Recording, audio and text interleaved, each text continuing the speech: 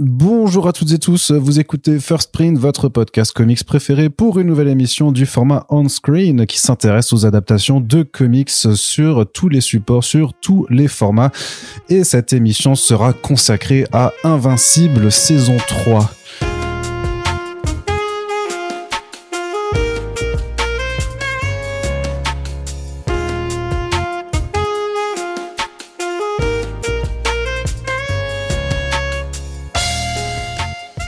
Il y a quelques années, dans une chanson aujourd'hui célèbre de Flight of the Conchords qui s'appelle Hard Feelings, il y avait un couplet qui faisait Some people say we're invincible, ce à quoi on répondait we're vincible. Et justement, dans un contexte où la plupart des super-héros ont l'air d'être vincible, c'est-à-dire d'avoir des failles et de ne plus rencontrer le succès qu'on leur connaissait, Invincible porte bien son nom. C'est la 3e saison et c'est toujours d'une très haute qualité, à l'instar bien sûr des comics de Robert Kirkman, Ryan Otley et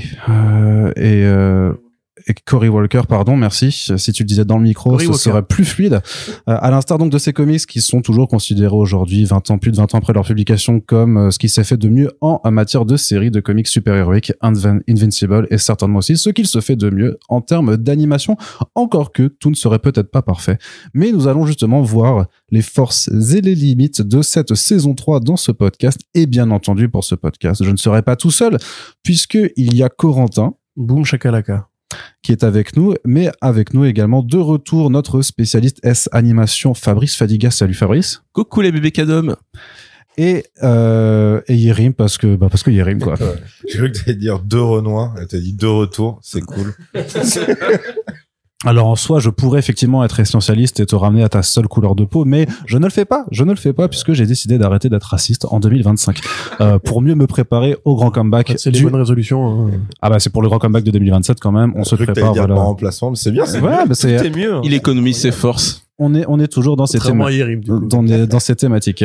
Donc blague à part, on est là pour parler de Invincible saison 3 et Corentin, je sais qu'il n'y a pas de point Cocopédia à faire, mais grosso modo, qu'est-ce que tu peux simplement nous dire sur cette saison 3 de Invincible en termes de gestation? Est-ce qu'on a connu beaucoup de bouleversements ou pas? J'ai l'impression que c'est un peu quand même maintenant une série qui a pris le... C'est une machine qui roule, effectivement. Voilà. La saison 1 et 2 ont été de vrais grands succès. Ce qu'il y aurait à dire sur la saison 3, c'est que la saison 4 avait été renouvelée en juillet 2024, donc l'année dernière, avant même la sortie de la 3. Au niveau diffusion, ils ont renoncé à leur plan de bataille de 2 x 4 épisodes coupés par un interstice saisonnier pour faire 8 d'un coup. Ça, c'est très bien. Il y a eu une petite polémique, on va dire, lorsque un observateur américain qui travaillait dans un think tank sur l'influence des relations et des réseaux nord-coréens sur les États-Unis a hacké en fait un serveur situé en Corée du Nord et découvert qu'il y avait des épisodes de Invincible qui étaient stockés dessus, qui étaient en train d'être animés là-bas. Ce qui est en fait à la fois une surprise et pas une surprise, parce que techniquement, j'ai pas retenu le nom de la boîte qui fait normalement l'animation, mais elle est basée en Corée du Sud. Et en fait, souvent, quand un studio américain passe par la Corée du Sud, le travail lui-même est délocalisé, soit entre la Chine, soit entre la Corée du Nord, puisque la Corée du Nord, c'est un gros pays d'animation. On en avait parlé dans le podcast sur Spider-Man, votre fidèle serviteur, du fait que voilà, après la guerre froide, la Corée du Nord a mis beaucoup d'argent pour monter des studios d'animation, pour avoir des petits clips destinés à la jeunesse, dans l'idée de les éduquer très tôt au régime des Kim, pardon. Et du coup, ils ont développé une sorte de compétence très très puissante sur place. Il y a beaucoup de dessins animés de votre enfance qui ont été adaptés, montés et animés en Corée du Nord. Sauf que depuis quelques années, avec les mandats successifs de Trump et Biden, il y a eu un refroidissement des tensions. Enfin, d'abord un réchauffement, puis un refroidissement. Et les boîtes américaines n'avaient plus le droit de travailler avec eux, avec les Coréens du Nord. Donc ça a fait une sorte de petite polémique autour de cette série. Alors sachant qu'évidemment Kirkman et Skybound Entertainment étaient forcément pas au courant. Eux, ils envoient un contrat à une boîte sud-coréenne, ils savent pas après ce qui se passe et qui envoie vraiment les épisodes. Mais ça a été un peu l'un des seuls remous de cette saison 3. Le trailer aussi et la date de sortie ont leaké. En fin d'année dernière, on savait justement... dans l'année dernière, il y a eu une sorte de fuite avec, tu sais, une vidéo watermarkée qui annonçait en fait la date de sortie de la série et le point de départ de la communication. Donc là, on imagine qu'il y a eu des petites fuites en interne. Mais une fois que ça a été lancé, ça a bien roulé. Il y a eu comme d'hab la vidéo dans le diners où les personnages se parlent pour faire l'espèce de césure. Il y a eu les annonces de casting. On a appris que Mike de Breaking Bad allait être dedans, que Jesse de Breaking Bad allait être dedans, que 2 acteurs étaient laissés en gris pour préparer une surprise qui du coup s'est traduite dans cette saison. La série est sortie, très bon retour critique comme d'habitude, très bon chiffre d'audience si on en croit les plateformes d'observation tierces, parce que les géants du streaming ne communiquent pas directement sur les chiffres officiels.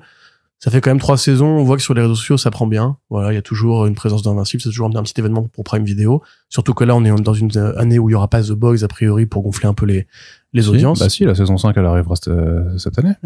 Si. On va voir. En tout cas pas pour l'instant, mais ça fait plaisir en tout cas de voir la série revenir. Et à côté, bah écoute, moi j'ai regardé un petit peu si Kirkman avait parlé, de donner des interviews, s'il y avait eu des vrais gros trucs qui avaient été lancés pour la suite. Il a eu il a fait pas mal de discussions pour revenir sur certains points de l'intrigue, sur le fait que il y a quand même une ligne de dialogue qui était rajoutée à un personnage qui en dit plus sur son background que ce qui a été fait dans les comics. Ouais, bien sûr. Et on y reviendra sur la fin de ce podcast sur une storyline inédite à la BD qui sera inclue dans la saison 4. Non, mais il y a eu des changements, mais je voulais dire par rapport, tu sais, au projet Invincible en images réelles ou l'avenir de la franchise. Oui, et le jeu vidéo AAA et tout ça. Voilà. Oui. Au global, ça reste quand même de l'animation Invincible en 2025. Ouais. Et c'est toujours une bonne série. Oui. Tout à fait. Et même par rapport au truc de la sous-traitance en Corée du Nord, sondage Ipsos qui est sorti, nombre de gens qui s'en battent les couilles, 100%. En vrai, ça n'a eu pas énorme. Il y a personne qui a reproché quoi que ce soit en fait. Non, c'est ce que je disais. C'est pas Skybound qui va. Ceci étant, après, il faudra voir parce que ils avaient dit on va regarder, bah ils ont regardé et il y a rien eu quoi. A priori, en fait, la 3 a été bien animée en Corée du Nord, mais peu importe à la limite puisque Skybound n'était pas au courant. En revanche, c'est toujours illégal actuellement. On verra ce que Trump fait. Enfin, c'est illégal pour les Américains, quoi. C'est illégal pour c'est un blocus économique, c'est tout. Ouais, c'est pas genre, parce qu'en vrai, sinon, si on doit dire, ça soutient le régime nord-coréen de faire une série animée là-bas, j'ai envie de vous dire qu'il y a des tonnes de mangas qui ont été animés en Corée du Nord, des tonnes de séries européennes qui ont été animées en Corée du Nord. Donc là, voilà, si c'est un truc idéologique, il y a beaucoup d'autres productions qu'il faut interroger avant d'aller voir Invincible. Puis on peut peut-être même interroger la série en elle-même qui est produite par Amazon.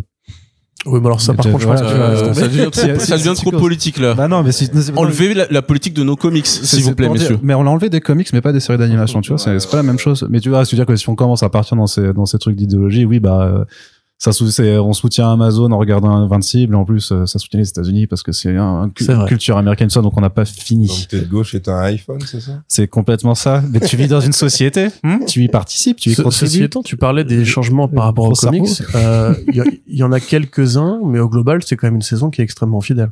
C'est des points de détail en fait qui vont varier ici ou là. Pour l'instant, en tout cas, c'est extrêmement fidèle à ce qui se passe. Comme depuis le début, en fait, ça s'est toujours caractérisé par cette extrême fidélité, tout en ayant quelques réarrangements, mais de simple point de vue de timeline, en fait, que certains événements qui ont lieu un peu plus tard dans la BD interviennent un peu plus tôt et vice versa. C'est ce genre de choses là, quoi. Amber qui était incarné par Zazie Beetz aussi, et aussi son meilleur ami qui devient gay beaucoup plus tôt que ce qui est révélé dans les comics. Mais à part ça, effectivement, là, cette saison particulièrement, c'est très proche. By the book, c'est by the book. C'est vraiment très, mais à part justement les quelques répliques que tu évoques. Et donc, on vous rappelle aussi que si vous voulez découvrir la bande dessinée, il y a une intégrale en 12 tomes de très bonne qualité aux éditions Delcourt. Et on vous renvoie, parce qu'on a quand même beaucoup bossé sur le sujet avec First Print, on avait fait notre tout premier omnibus là-dessus, on avait discuté avec Thierry Marnet des éditions Delcourt, ayant eu le plaisir et j'ai toujours le plaisir de travailler juste sur l'adaptation VF. Donc, on avait fait des podcasts aussi avec Benoît Dupac, qui s'occupe de doubler Invincible en français. Donc, on avait fait des émissions sur le doublage avec les équipes qui sont toujours au travail là-dessus. Donc on vous invite à regarder ces précédents podcasts, comme ça vous avez vraiment la totale. Mais maintenant il faut faire un petit peu les retours sans trop de spoilers, même si toute la saison a été diffusée. Et je me tourne vers Fabrice. C'est toi qui vas commencer, tu vas ouvrir le bal, mets tes plus belles claquettes et dis-nous ce que tu as pensé de Invincible saison 3. Ne me lance pas comme ça.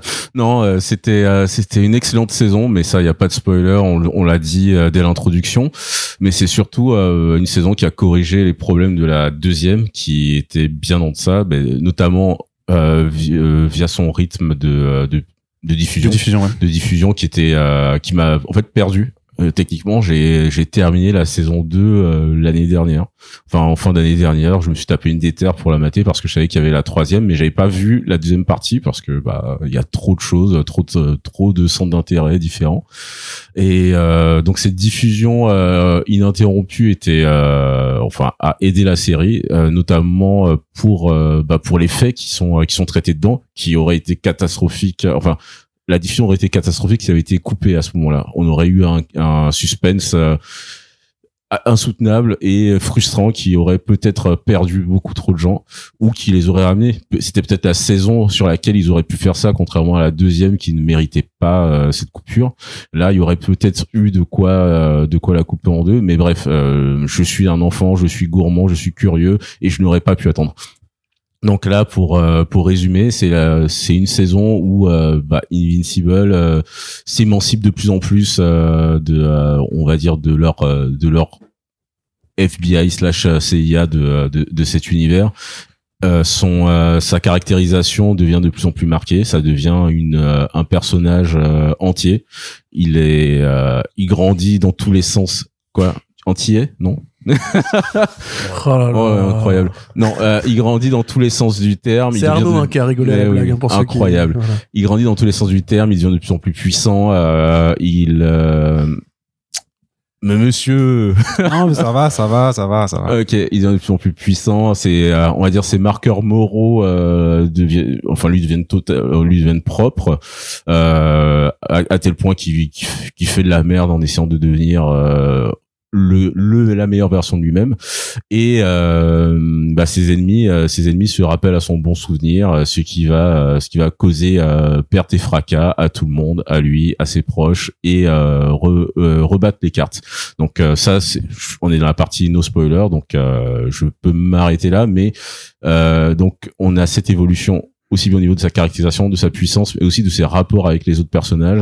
Parce que Invincible, ok, c'est son nom de super-héros, c'est le nom de la série, mais tout ne tourne pas autour de lui. L'écriture des autres personnages est toujours aussi brillamment menée. Il et elle mènent on va dire leur agenda de leur côté, et c'est toujours ce point qui m'enchante dans cette série. On n'a pas le développement d'un univers partagé comme dans les comic books avec Tech Jacket. Là je parle des personnages qu'on peut voir dans la série, mais qui en comic book ont chacun leur spin-off. Donc Tech Jacket, Brit, les gardiens du globe aussi. Et mais on les voit dedans et on sent qu'ils sont importants. Donc peut-être qu'un jour on aura des spin-offs. Ce serait chouette. Au moins pour Brit, une mini-série pour Brit, parce que j'aimais bien. Et Battle Beast aussi, il y a eu récemment un spin-off qui a été entamé. Il y a qu'une seule issue qui est sortie. Le premier numéro sort en avril de mémoire, il est pas encore sorti, là. Mais a priori, ça se passe entre le moment où il quitte la Terre pour aller dans l'espace, donc on n'aura pas ça. C'est une histoire qui se passe entre la première rencontre quand il défonce la gueule de Invincible et le moment où il se fait libérer de la prison spatiale. C'est un peu trop tard, quoi. Oui. Non, mais ça peut toujours être développé après, mais après, en termes de sinon, je pense qu'au-delà même d'une mini-série, juste un épisode spécial, en fait. Tu feras un petit 50 minutes sur Brit, un 50 minutes sur Tech Jacket. Ce serait parfait, ça. Ça, c'est le genre de choses qui, je pense, est sûrement envisagé. Ouais, mais donc dans cette saison, même si ces personnages-là sont montrés de manière assez brève, en fait, ils crèvent l'écran. Ils crèvent l'écran parce qu'ils sont bien animés, parce qu'on sent qu'ils ont tout un background, et c'est ça, en fait. C'est cette série, c'est l'économie au service du bien, en fait. Il y a peu d'épisodes, les personnages apparaissent peu, mais en fait à chaque fois, même au niveau des scènes d'action, au niveau de l'animation, on est sur de l'économie, mais de l'économie qui raconte tout assez vite. Donc voilà, c'est pour moi, c'est donc pour ça que j'ai beaucoup aimé cette saison. Donc si je résume un peu le fond de ta pensée, c'était pas incroyable, mais tu demandes à être convaincu, quoi. C'est à peu près ça, quoi. Peut mieux faire. Ouais, ça peut mieux faire. Mais c'était cool, c'était giga cool. C'est un peu le sentiment que j'ai. Au moins t'as été plutôt dans la synthèse synthétique. Donc je me tourne vers Yerim qui lui ne sait pas faire ça. J'allais dire prends exemple. Voilà, Yerim ne sait pas faire ça, donc comme d'habitude, je vais te demander qu'est-ce que tu en as pensé brièvement, et ça va durer un quart d'heure. Non, en vrai, pour le coup, je peux faire court parce que les trucs, comment dire, les développements demandent du spoil pour cette saison en particulier. Mais du coup, non, en global, moi, j'étais satisfait. J'étais même rassuré parce que la 2, t'étais pas rassuré. Bah ouais, c'est ça. La 2 m'avait déçu sur quand même certains aspects, même si ça s'expliquait par rapport à la période de comics qu'ils avaient à se taper en fait en adaptation. Et puis oui, il y avait ce problème de saison coupée en deux sans raison narrative en fait. C'était un peu ça la galère, c'est que ça ne correspondait à rien en termes de récit. Là pour moi, ouais, tu retrouves vraiment le niveau de la 1.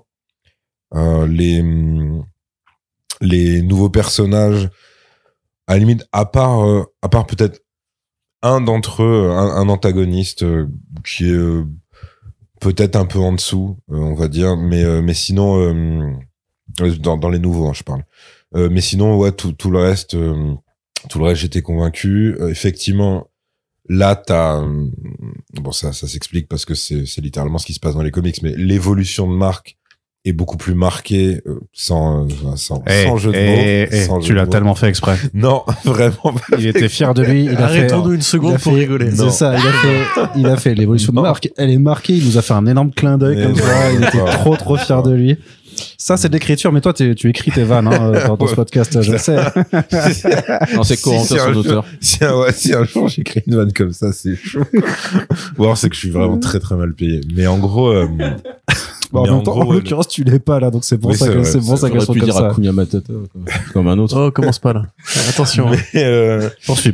Mais ouais, non, je trouve que la progression, le développement du personnage sont vraiment intéressants en fait dans ce que ça te montre, parce que t'as alors c'est des trucs qui étaient amorcés, on va dire, dans la 2 et qui trouvent un peu leur non pas leur conclusion, mais leur développement en fait dans la saison 3, que soit ne serait-ce que son rapport final à ses pouvoirs et ce que ça peut engendrer, notamment la violence, la mort, etc.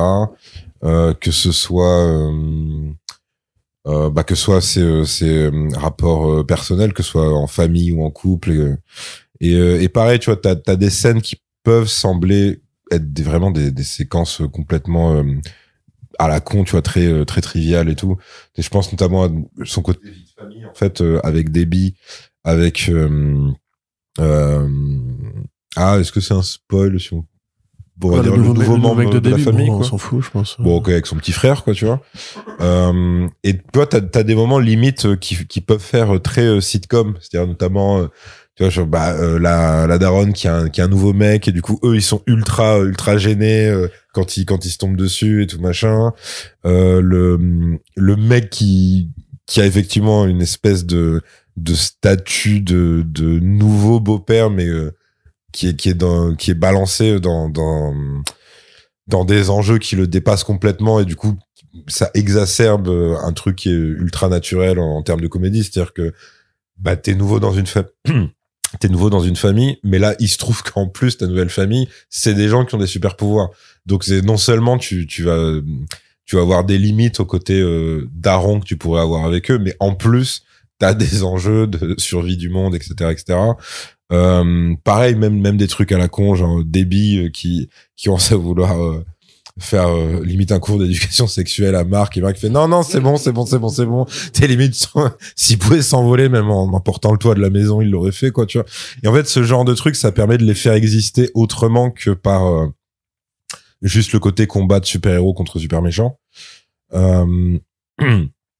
J'ai un reproche en vrai, c'est sur donc sans rentrer dans les détails, c'est sur l'avant-dernier épisode qui adapte un gros truc des comics. Et en fait, quand je suis arrivé à la fin, je me suis dit, ok, heureusement qu'il y a ça qui arrive juste après pour pacter le temps, en fait, de trop réfléchir dessus, parce que là, je trouve que limite, on nous a un peu volé certains moments, notamment le sacrifice d'un personnage où, pour moi, il manque au moins 30 secondes qui lui auraient permis d'être un peu plus touchant, émouvant, et là le truc arrive, c'est posé, Et tu fais ouais non c'est beaucoup trop rapide. Ça aurait pu devenir le nouveau sacrifice de Vegeta, mais ils ont gâché. C'est voilà.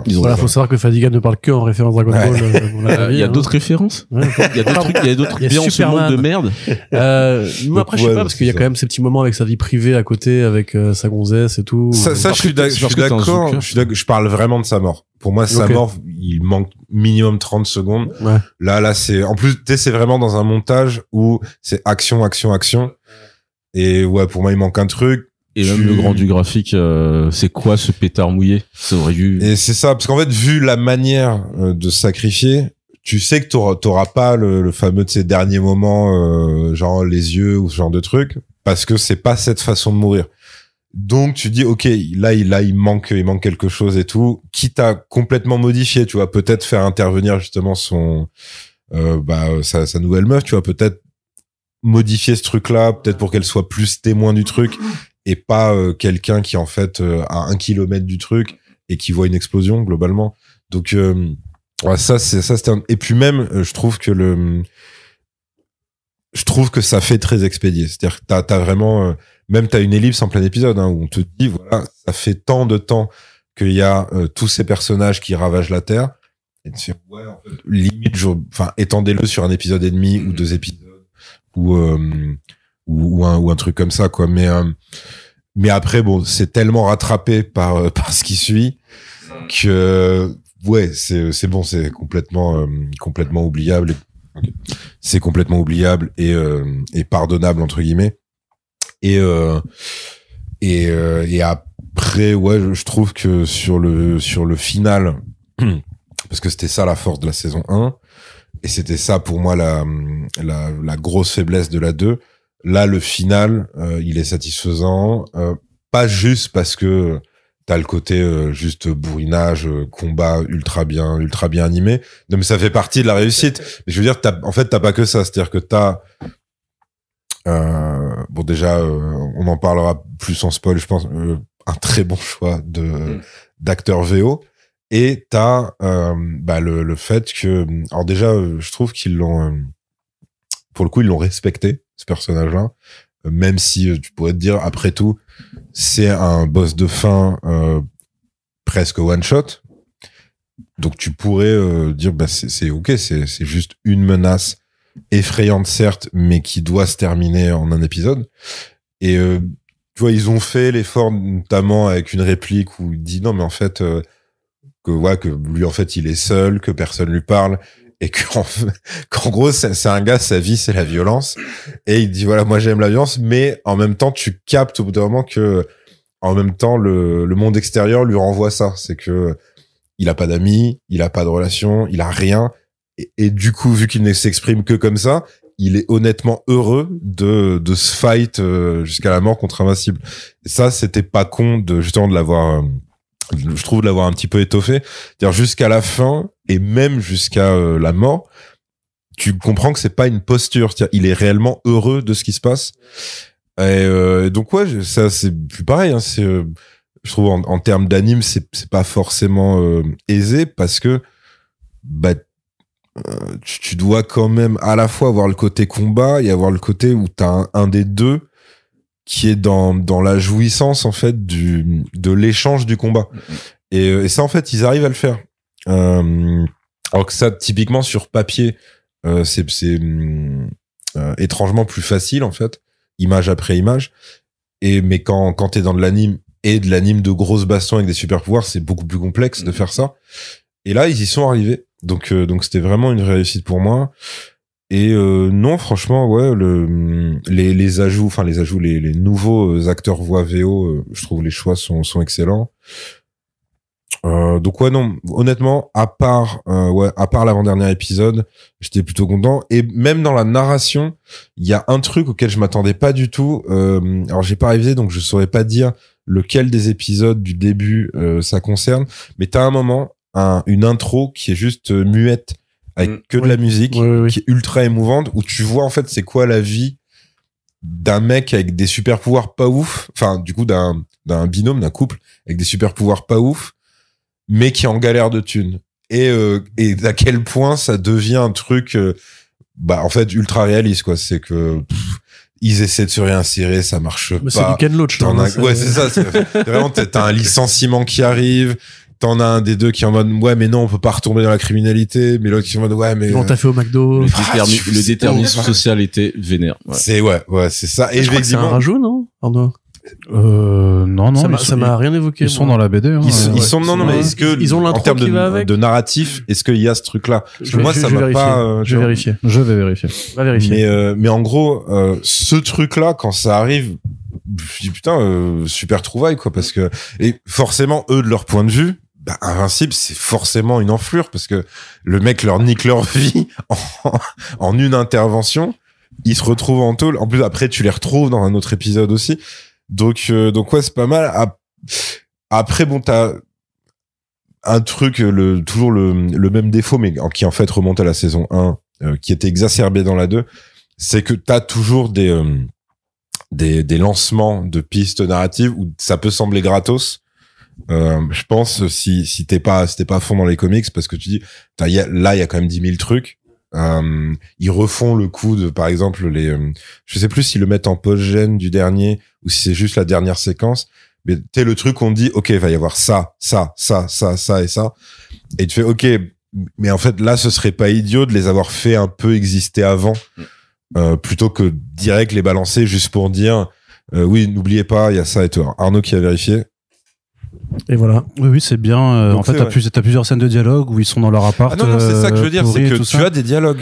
Oui, il y a pas ce truc. Non, il y a pas ce côté muet, mais je veux dire que c'est bien montré qu'ils galèrent, qu'ils se disputent sur le fait de est-ce qu'on va retourner braquer des trucs, maintenant c'est dangereux et tout ça. Donc c'est juste qu'ils l'ont synthétisé, enfin ils l'ont présenté d'une autre façon pour l'animation. Ce choix d'adaptation, je trouve vraiment super quoi. C'est et on en revient au fait que adapter c'est trahir et c'est exactement ça là s'il avait fait de la même manière. Quel est le rapport avec le PS? Bien joué. S'il avait fait exactement comme dans la bande dessinée, ça aurait eu moins d'impact. Là, ils sont emparés des spécificités du média pour donner un surplus d'émotion et franchement, c'était très très chouette. Ouais. Lisez le comic book et matez la série. Voilà. Corentin. Ouais, effectivement, moi c'est vrai que j'entends ce que tu dis par rapport à l'avant-dernier épisode. Mais je pense que je suis biaisé parce que j'ai lu le comics au moins 2 fois et en plus je regarde Invincible avec ma copine, j'allais dire avec ma femme, qui elle du coup ne connaît pas tout ça. Et du coup si. Genre les comics et tout. Qu'est-ce qu'il y a toi? Tu veux qu'on se batte? Bon. Est-ce que t'es ce mec insupportable alors qui fait tu vas voir là ça va être incroyable parce qu'il y a ce mec qui va arriver. Il m'arrive de la préparer un peu parce que c'est quand même trop relou. C'est quand même assez violent, tu vois. Non, mais il fait du watch training avant alors tu vas voir sa culture à d'autres gens. Tu vas voir Océane cet épisode là ça va être incroyable et tout prépare-toi ça. Non en fait Océane c'est ta meuf. J'ai vraiment douté une seconde de la question. Après, pour sa défense, ils l'ont bien caché. Pour ceux qui découvrent le lore de First Print. Mais du coup, voilà. Non, par rapport à cet épisode-là, justement, je lui ai dit effectivement, mais l'avant-dernier, celui-là, ouais. Okay. Celui-là, il est à la cool. C'est le suivant qu'il faut faire gaffe, tu vois. Ah oui, t'étais déjà, ok. Et en fait, du coup, moi, ultra sachant ce qui allait arriver, en fait, et je suis pas forcément le plus grand fan du monde de cette partie-là du comics, justement, dont Yerim parlait. Parce que je trouve, c'est un truc qui est plutôt commun, en fait, dans les univers de BD, sans vouloir trop en dire. Et le fait est qu'ils l'ont un peu fractionné, ça, pour le coup, parce que dans mon souvenir, en fait, ça arrive plutôt après le combat contre Angstrom-Levy. C'est genre Mark bat Angstrom-Levy et direct, ça arrive ensuite. Et là, ils ont voulu, en fait, mettre une partie plus longue sur la moralité, en un mot, la moralité du pouvoir, en fait. C'est-à-dire que tu vois à la fois le point de vue de Cécile, qui te dit, mais le bien, le mal, c'est des notions qui sont abstraites quand tu parles de sauver des gens. Invincible qui est de plus en plus tenté par l'idée il faut peut-être que moi aussi je me finisse par mettre une patate qui décapite un mec parce que y a plus que ça qui marche en fait. Son frère qui ne comprend pas forcément en fait, lui le côté oui mais ça reste des insectes. Papa avait raison, moi je veux bien les sauver si on veut, mais les mecs en face si on les bute c'est réglé, y a pas de problème. Ça parle beaucoup du système carcéral quoi en fait. Tout à fait, ouais. Il y a tout un côté en fait justement sur c'est quoi la justice, c'est quoi la morale, est-ce qu'on peut tuer, est-ce qu'on doit tuer et tout, qui est en fait assez bien distillé à côté justement de ces parties soap opéra qui sont géniales. Moi c'est vrai que Oliver, c'est un de mes personnages préférés dans Invincible. D'ailleurs, quand j'ai découvert après Damian Wayne, j'étais en mode tiens, c'est un peu même délire et tout. Donc je suis ravi de le voir. Le comédien de doublage est génial. Il a vraiment cette voix, ses traits de gamin américain volontaire. De fou. qui fonctionne super bien. Le trauma de la daronne est bien écrit. Enfin, tout est plutôt bien écrit au global. Même, j'ai oublié son nom, l'assistant de Cécile. Donald. Je trouve intéressant comment justement il est hyper bien lui en troisième rôle comme il est trop. Ils ont pas voulu dans l'animation un peu le mettre à l'arrière-plan parce que il porte une telle dramaturgie en fait, et sur les actes de Cécile et sur le fait de t'es un humain entre guillemets dans ce monde absurde, que chaque fois qu'il apparaît tu sens une sorte de poids un peu émotionnel. C'est un Mickey 17 mais juste tragique en fait. Exactement, c'est exactement ça. Je sais que je ne fais que mourir, mais c'est mon rôle. That's what I do. Et c'est pour ça qu'il faut absolument un spécial sur Brit ou ouais. Parce que c'est aussi pour ça que je kiffe Brit, c'est parce que Donald y est omniprésent. Tout à fait. Après, il y a des choses qui, pour moi, c'est dans les comics, donc je veux dire que c'est le domaine du secondaire. L'épisode où Simu Liu arrive pour jouer les deux frères et où il faut qu'il fasse dans le futur. Je dis pas que c'est inutile parce que ça dit des choses aussi. Et de Invincible et de son côté, à un moment donné, justement, peut-être qu'il faut tuer. Peut-être qu'il faut tuer. Oui, en fait, tu sens que c'est un outil problème pour faire évoluer la mentalité d'Invincible, mais en tant que narratif, tu fais bon. C'est ça. C'est une parenthèse, quoi. Et dans les comics, c'est pareil, c'est une parenthèse qui dure un temps, c'est très rapide. Et là, en l'occurrence, c'est utile, mais je veux dire que cette obsession de faire du case par case et de prendre vraiment tous les éléments, tu te dis, il y a des trucs qu'on peut quand même scraper. Il y a des trucs dans Invincible, il y a des moments où tu te dis, ça. Je ne suis pas d'accord avec toi. Mais ton tour arrive, Arnaud. Après, au global, c'est une critique pour recouper un peu les cheveux en quatre. Au final, je suis quand même très content de cette saison. Ça se dit, couper les cheveux en quatre, ça se dit? Oui, personne ne le fait une drôle de tête. C'est une expression. Non, je veux dire, ça, elle existe, c'est pas pour autant que les gens la disent couramment, quoi. D'accord. Donc, voilà. Alors, maintenant, si on veut. Dites-le dans les commentaires si vous, Ta gueule, regarde. Si tous les jours vous dites, j'avais coupé. Je vais avoir recours à la violence contre un Mokiku. Et évidemment, ça, je pousse ton sens de la moralité au maximum. Moi, je préfère ménager la chèvre et le chou. Ah, ça, par contre, celui-là, il est quand même assez utilisé, quand même. Oui, sérieux? Ouais, mais ça, c'est parce que c'est alsacien. Dans la presse, souvent, à l'écrit, il est souvent utilisé. Ok. Qu'est-ce qui t'a fait des vannes sur les... Putain, mais arrêtez-vous! Donc, et la fin qu'on avait prévue dans le dernier podcast, justement, c'est un moment qui est marquant pour l'histoire des comics parce que pour moi en fait c'est là vraiment que ça commence un peu à devenir plus vénère Invincible, on va dire. Plus justement saga Dragon Ball Z, saga cosmique de les Saiyans arrivent et tout. Il y avait déjà ce moment un peu à la fin de la 2 puisqu'il y a la fameuse envoyée de Viltrum qui vient mettre un coup de pression à Mark. Là voilà, les changements qui sont apportés sont intéressants dans le combat final justement, je l'ai relu en BD avant de faire ce podcast. Eve n'a pas du tout cet échange qu'elle a avec le boss de fin, se fait juste laminer la tronche et tout, et c'est des espèces d'élévation en mode en fait ça c'est les ravages du wokisme. Après je dis ça, je dis rien, mais bon, c'est vrai qu'à partir du moment où tu commences à... non mais c'est chiant parce que tu donnes des répliques à un personnage féminin, à un moment on n'en peut plus quoi. On n'en peut plus. Plus elle traite un vieil homme blanc de connard. Ouais, voilà, non, franchement, c'est trop, quoi. C'est par trop. Prétexte qu'il l'a tabassé avant. Bah oui, non, ça va. Par contre, tu devais être content. C'était une rouquine. T'arrêtes pas de dire qu'elles sont que les roues sont invisibles. Ouais, mais ça fait 3 saisons qu'elle est là, donc je me suis fait quoi. Tu vois, il y a plus de progressisme là-dessus. Vous me dites quand je peux y aller, hein, parce que là, je voulais. Attends, on va encore en rajouter un peu. Non, mais quand même les gonzesses, allez, c'est bon. Aussi. Mais après, c'est vrai que c'est des choix qui participent, comme le fait de mettre le pote de Mark gay tout de suite et pas faire cette espèce de blague. Il est secrètement gay pendant tout le comics.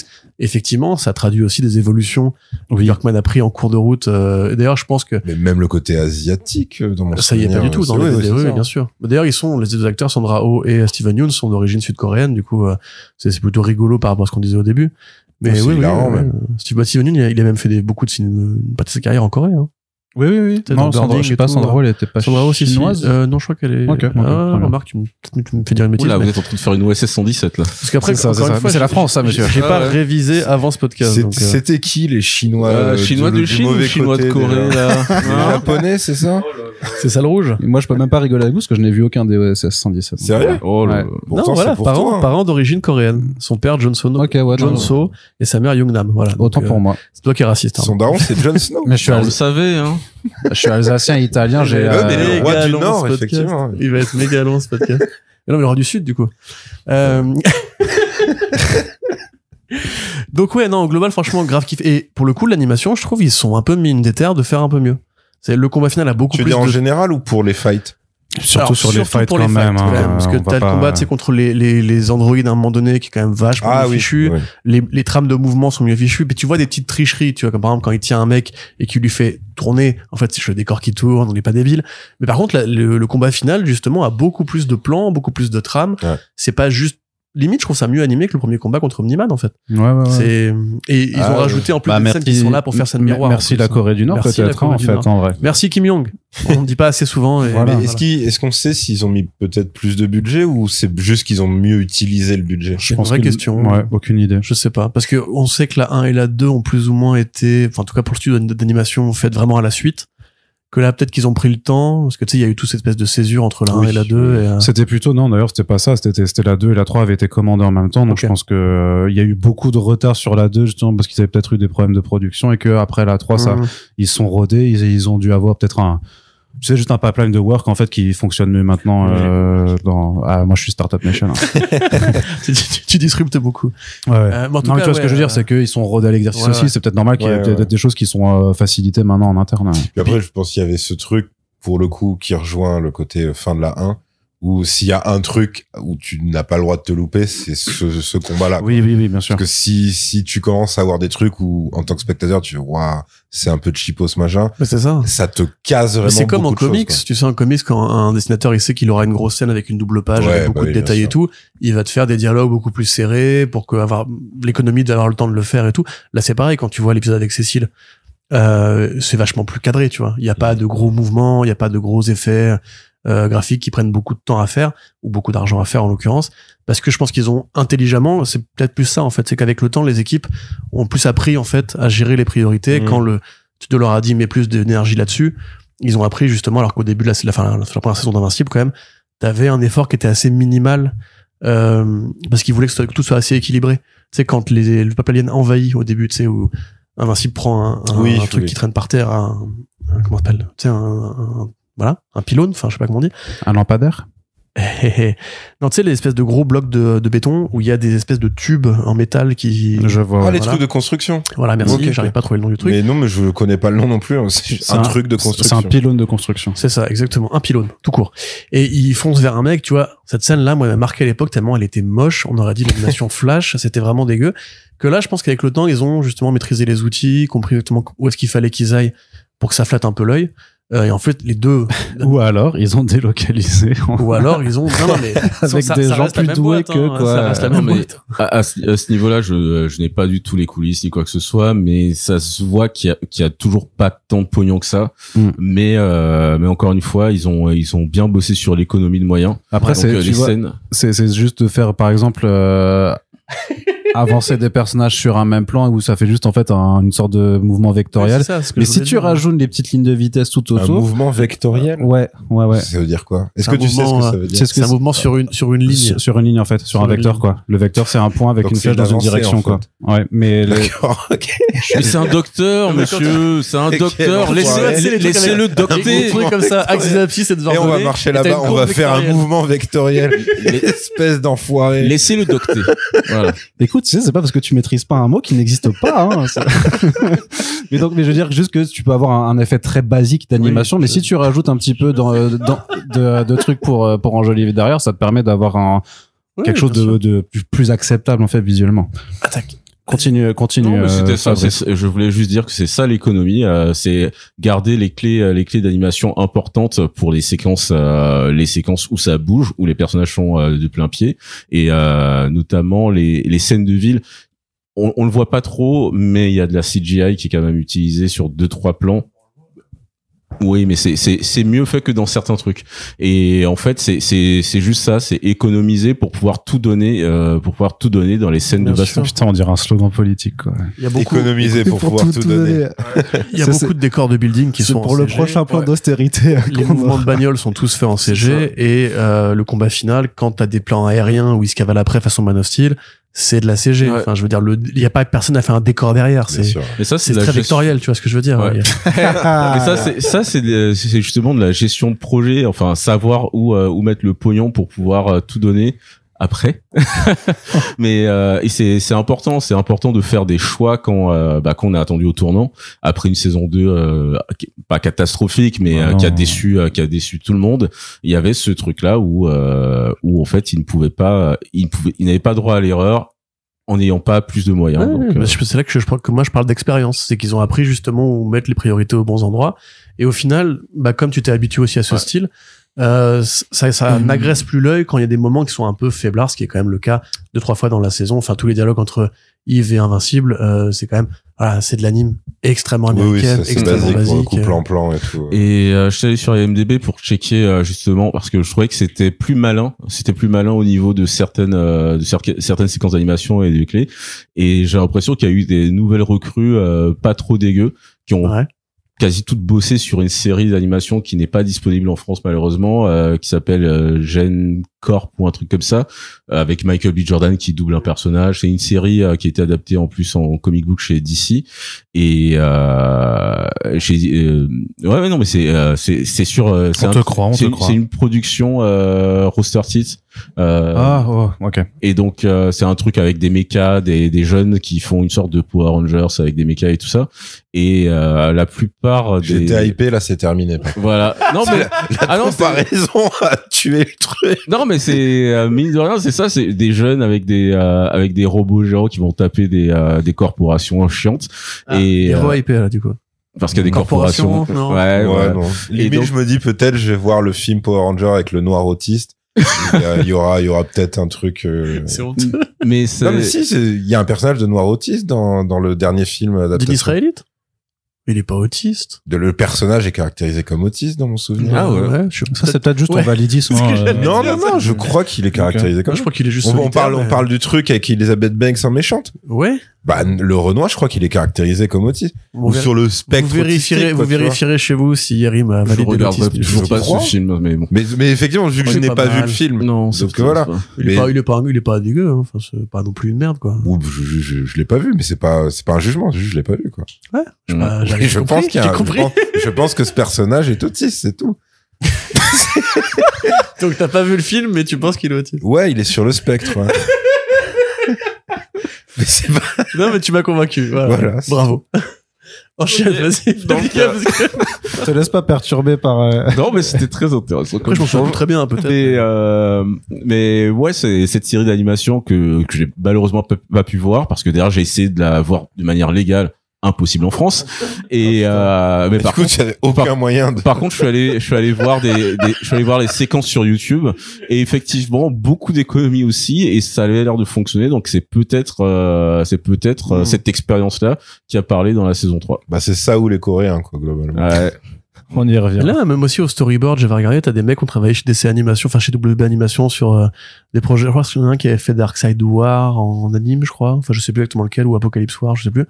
Mais enfin, c'est quand même des profils assez compétents et qui, de toute façon, quand tu vois avec ce comics-là, la narration de Hotley, de base, elle est très très bien foutue. Quand tu vois le combat contre Conquest, c'est vraiment, ça bouge bien. Les transitions de plans sont très faciles à faire. Donc, spoiler. Et voilà, j'ai spoilé. Et oui, donc... Non, mais c'est bien, c'est parce qu'on entre dans la partie spoiler. Je pense qu'il était déjà dans tous leurs trailers, Conquest. Non, ils l'ont avait gardé un petit peu secret. C'est pour ça qu'Arnaud m'a envoyé la news, fait la news, parce qu'il y a une vidéo pour d'accord. Pour les coulisses du truc. Je pensais qu'il l'avait teasé plus que ça. Okay. Oh, ça sera coupé au montage. Non, de toute façon, on est dans la partie... Il y a pas de montage ici. On est dans la partie spoiler, on est rentré dedans, comme papa dans maman. Et Arnaud, ton avis, vite fait, peut-être? Moi, j'étais resté sur ma métaphore de cul, donc j'étais content. Mais si tu veux, on peut. Mon avis, mais que dire qui n'aurait pas déjà été dit autour de cette table, c'était génial. Parce que je trouve vraiment l'économie, encore une fois, tout économie de moyens au service du bien. Économiser pour tout donner. Je pense juste que c'est une saison qui montre la gravité en fait de l'instant. C'est-à-dire que même le premier épisode, même un combat justement contre Doc Sismic qui était présenté comme un vilain tout pété dans la première saison, dès l'entrée en matière de cette saison 3, tu dis en fait merde, les super vilains peuvent évoluer, peuvent level up de fou et mettre vraiment tout le monde en difficulté au point où même si tu sais que effectivement tes super héros de façon générale vont s'en sortir, la série commence à vraiment te mettre dans l'idée dans la tête que en fait les enjeux ne sont pas les enjeux que vous aurez chez Marvel et chez DC, où tous vos super-héros, même quand ils sont contre le plus méchant des super méchants, ils vont finir par s'en sortir. Non, là vraiment tu commences à remettre en doute le potentiel de survie de tes personnages, et je trouve que c'est vraiment ça ce qui est intéressant, c'est de montrer je trouve que et puis au-delà de ça, enfin je trouve vraiment qu'elle est intense. Je trouve que c'est une saison 3 qui est vraiment super intense en termes de violence, en termes de ce qui est montré, même graphiquement. Il y a plusieurs moments où tu fais merde, ok, ça va quand même, et même quand tu connais la BD, je pense que le fait de le voir animé, parce que ce que prend Eve face à Conquest, c'est déjà un moment qui est ultra violent dans la bande dessinée, mais je trouve qu'avec l'animation et ce côté vraiment, non, mais en fait, c'est ça, il lui éclate le visage, puis il la transperce. Enfin, vraiment, je trouve que c'est super cool que les équipes pour les gens qui sont en mode par exemple, bon, c'est vrai que c'est un très mauvais film, mais genre le meurtre d'Electra par Bullseye dans le vieux film d'Ardeville, genre tu prends ça et tu le mets en version film d'horreur, c'est littéralement la séquence que tu décris. Oui. Sauf qu'en plus, effectivement, il la dévisage avant. Donc c'est horrible. Enfin, tu peux pas faire pire, quoi. Voilà, il y avait vraiment une forme d'intensité qui est juste folle, quoi, je trouve, en fait, et que les vilains sont vraiment putain de vilains. Hésite pas à faire du massacre à tour de bras. Donc moi je trouve que c'est tout au long t'arrives à avoir effectivement cette évolution des personnages qui est super. Enfin le Marc graduellement qui se rebelle contre Cécile, qui en revient à questionner, parce que c'est un truc super important dans la BD, même il y aura cette opposition à venir avec son petit frère sur la question de est-ce qu'on tue ou pas, en fait, vraiment. Et de façon générale, chez DC, chez Marvel, on dit si tu tues, c'est que tu passes de l'autre, c'est la ligne rouge à pas franchir. Ou alors tu es dans la catégorie anti-héros, donc tu as le droit, mais tu ne tues que des super méchants. Mais du coup tu es un anti-héros, tu n'es pas un super-héros. Mais voilà, tu n'es pas un super-héros. Et ça, c'est vraiment un truc qui sera questionné et avec des réponses que Kirkman donne dans la BD, avec lesquelles tu peux être foncièrement en désaccord. Est-ce que c'est sa dernière réplique? Je sais plus, mais la conclusion que Marc tire de ce qui lui est arrivé en toute fin de dernier épisode, c'est ça. Enfin, il est comme dans la BD. Il dit non, en fait, maintenant, je dois faire ça, quoi. Ouais, c'est ça. Parce que j'ai plus envie que mes proches prennent aussi cher qu'avant. T'as un tel degré de violence, en fait, dans cet univers-là, qu'effectivement, quand même. Chez DC, chez Marvel, en général, le vilain, il tue. Mais il tue des civils, il tue pas les proches du héros. Enfin, c'est assez rare quand même. Ou alors ça donne une injustice. Tu connais le Joker? Mais le Joker, c'est pareil. Ça donne une injustice, justement. Le Joker, il a tué un Robin en 80 balais, tu vois. Ouais, enfin, il a handicapé une meuf aussi. C'est ça. Mais c'est pas mal. C'est réparé depuis, c'est bon. Il a tué la femme de Gordon. Il a quand même. Certes, mais ce que je veux dire, c'est que c'est pas, il a pas massacré la moitié de l'univers, tu vois. Non. Que là, quand même, entre la 2, la 1, la 2 et la 3, t'as quand même plusieurs versions des gardiens qui se sont fait massacrer. Et effectivement, quand tu vois le nombre qui sont, ou le fait qu'un mec comme Doc Seismic peut représenter une telle menace à sa petite échelle, tu te dis oui mais attends, j'ai déjà à combattre des aliens tout puissants, je vais pas non plus me faire chier. S'il faut décapiter, tu décapites, et puis voilà, tu vois. Ouais. Et ça c'est le côté Walking Dead en plus, justement, ce que tu décris, le fait à vous attacher à personne. Ouais. Et c'est un truc qui marque bien dans l'écriture de Kirkman, c'est que il y a un côté qui marque bien, du coup. Ouais. Il y a un côté qui marque Grayson bien, du coup. Il y a un côté. Bon, on avait compris la première fois. enfin. En plus, attends, c'est toi qui qui marque tout à l'heure. Ouais, c'est marqué. Mais justement, je marque. Mais quel culot. Je marque dans tes pas. C'est de l'appropriation culturelle qu'il vient de faire en direct. C'est terrible. Il y a un côté jubilatoire dans la violence, tout en étant en fait très bien utilisé ensuite. C'est que c'est pas en fait un jeu de massacre comme le comic de Tradmoor qu'il avait fait avant d'être connu. Sinon, tu peux dire The Boys, globalement.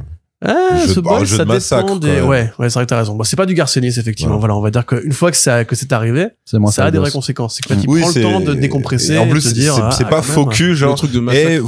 Ayez honte d'avoir kiffé la violence. C'est en mode non, parce que même au moment du combat, le héros ou les héros sont déjà en mode, soit on n'a pas envie de faire ça, soit on subit, en fait. Et on est que en réaction à un truc, mais on n'est pas en, tu vois. Le truc Tradmoor, c'est Luther Strode, c'était incroyable. Et c'est très Viltromian dans l'idée. Et ce qui me faisait marrer, tu vois, c'est que j'aime bien juste raconter cette anecdote, c'est que moi je relis toujours les scripts donc pour la VF. Ah, tu vas me dire le truc du dernier épisode? Ouais, c'est ça. Ouais, j'ai failli dire, je me suis dit, sur le dernier épisode, en fait, on n'avait pas encore les prélims, c'est-à-dire que moi quand je dois relire le script, j'ai toujours normalement une version préliminaire de l'épisode où parfois toute l'animation elle est pas terminée, ça permet quand même de voir ce qui se passe.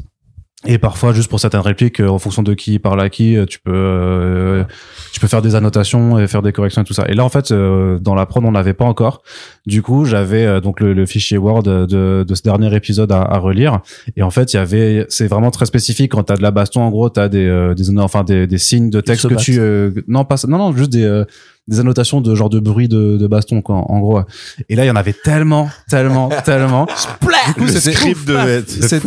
Du coup, c'était super agréable parce que ça faisait pas beaucoup de travail, mais plus je scrollais, puis je disais, oh putain, cet épisode, qu'est-ce que ça va être et tout. C'était, et effectivement, en le voyant après, j'ai fait, ok, effectivement, c'était bien. Par curiosité, comment, ils ont traduit par écrit le bruitage, quand il transperce. Je sais pas, je peux te retrouver le fichier. C'est quand même extrêmement simple. Si, c'est rigolo ce que tu dis, parce que j'en ai après, parlé, le bruitage, je pense qu'il est inclus dans la VO et que c'est pas adapté en VF pour le coup, tu vois. Non, je voulais dire dans ta version du script, quoi. C'est vrai que je regarde. Il y avait un truc que j'avais dit dans le point Cocopédia pour le podcast Invincible saison 1 ou 2, je sais plus, mais que t'avais cette même façon de faire, en fait, chez Kirkman. C'est qu'en fait, lui, il imaginait pas forcément les scènes, généralement, il écrivait les dialogues, et après, il disait en didascalie, à son dessinateur, Ryan Otley, et maintenant, ils se battent.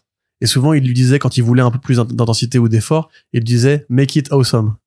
Et en fait, quand tu sais ça et que tu vois la BD, tu vois en fait à chaque fois les moments où il y a make it awesome, et clairement le moment Conquest et Adam Eve, c'est le moment je veux du sang, je veux la défonce et tout. Et tu peux dire que l'idée de lui arracher la gueule, c'est juste une idée de dessinateur au départ, tu vois. Oui, clairement, parce que un personnage comme Conquest a 10 000 moyens de tuer un personnage comme Eve. Et oui, c'est sale, quoi. C'est vraiment... Ouais. Mais on a même le truc qu'il fait à Oliver, c'est horrible. Ouais. C'est vraiment. Et effectivement, là, ça te rappelle. Moi, après, le problème, c'est que je pense, j'ai pas assez de références d'animé manga, je veux dire. Mais donc du coup, oui, ça va être du DBZ. Mais ouais, là, là, t'es dans du Cell Sangwan avant que Sangwan se vénère, quoi. C'est ça. Vraiment, tu martyrises un gosse. C'est ça. T'es là, tu fais putain, quand même. Cell Sangwan et même une petite partie Videl Popovic. Méchant de seconde zone, mais qui traumatise la meuf de Gohan lorsqu'il devient ado et tout, avec une perte de dents. Parce que ça, on le voit pas dans l'animé, mais dans le manga Dragon Ball, il lui met un genou bouche qui lui fait perdre, qui fait perdre une dent, et le pauvre Oliver, il crache ses dents littéralement. Et surtout que la séquence. Parce que tu dis, ok, il y a un premier crachat où il gerbe du sang et genre 4 dents, un deuxième, genre ça commence à faire une dizaine de dents, et un troisième, et tu fais, ouais, ok, donc juste, il va s'effondrer, c'est terminé, et tout machin. Mais ils ont intensifié le coup. Ils ont intensifié le truc. Quand il lui tire dessus, c'est juste une cave normalement. Là, tu vois qu'il lui pleure sur le costume. Sur le costume. Le sadisme. On est d'accord que dans les comics, il le décrit pas à ce point ce qu'il est en train de lui faire. Parce que là, il lui dit, ouais, là maintenant, c'était ligament. Enfin, tu sais, c'est horrible, vraiment. Ouais. Mais Invincible arrive et voilà. Ouais. Mais d'ailleurs là on parle de la violence de l'animé, de l'adaptation animée. Le comic book est peut-être encore plus violent, mais visuellement là en fait on est choqué par la beauté de l'adaptation. Oui, c'est ça. Le côté malin de cette adaptation où il ne pouvait pas mettre autant de gerbes de sang parce que Ryan Otley aime le sang. Il aime le sang, il y en a partout. Non, mais clairement. C'est ça, le rouge, c'est sa couleur préférée. Je pense qu'il est habillé comme Daredevil tous les jours.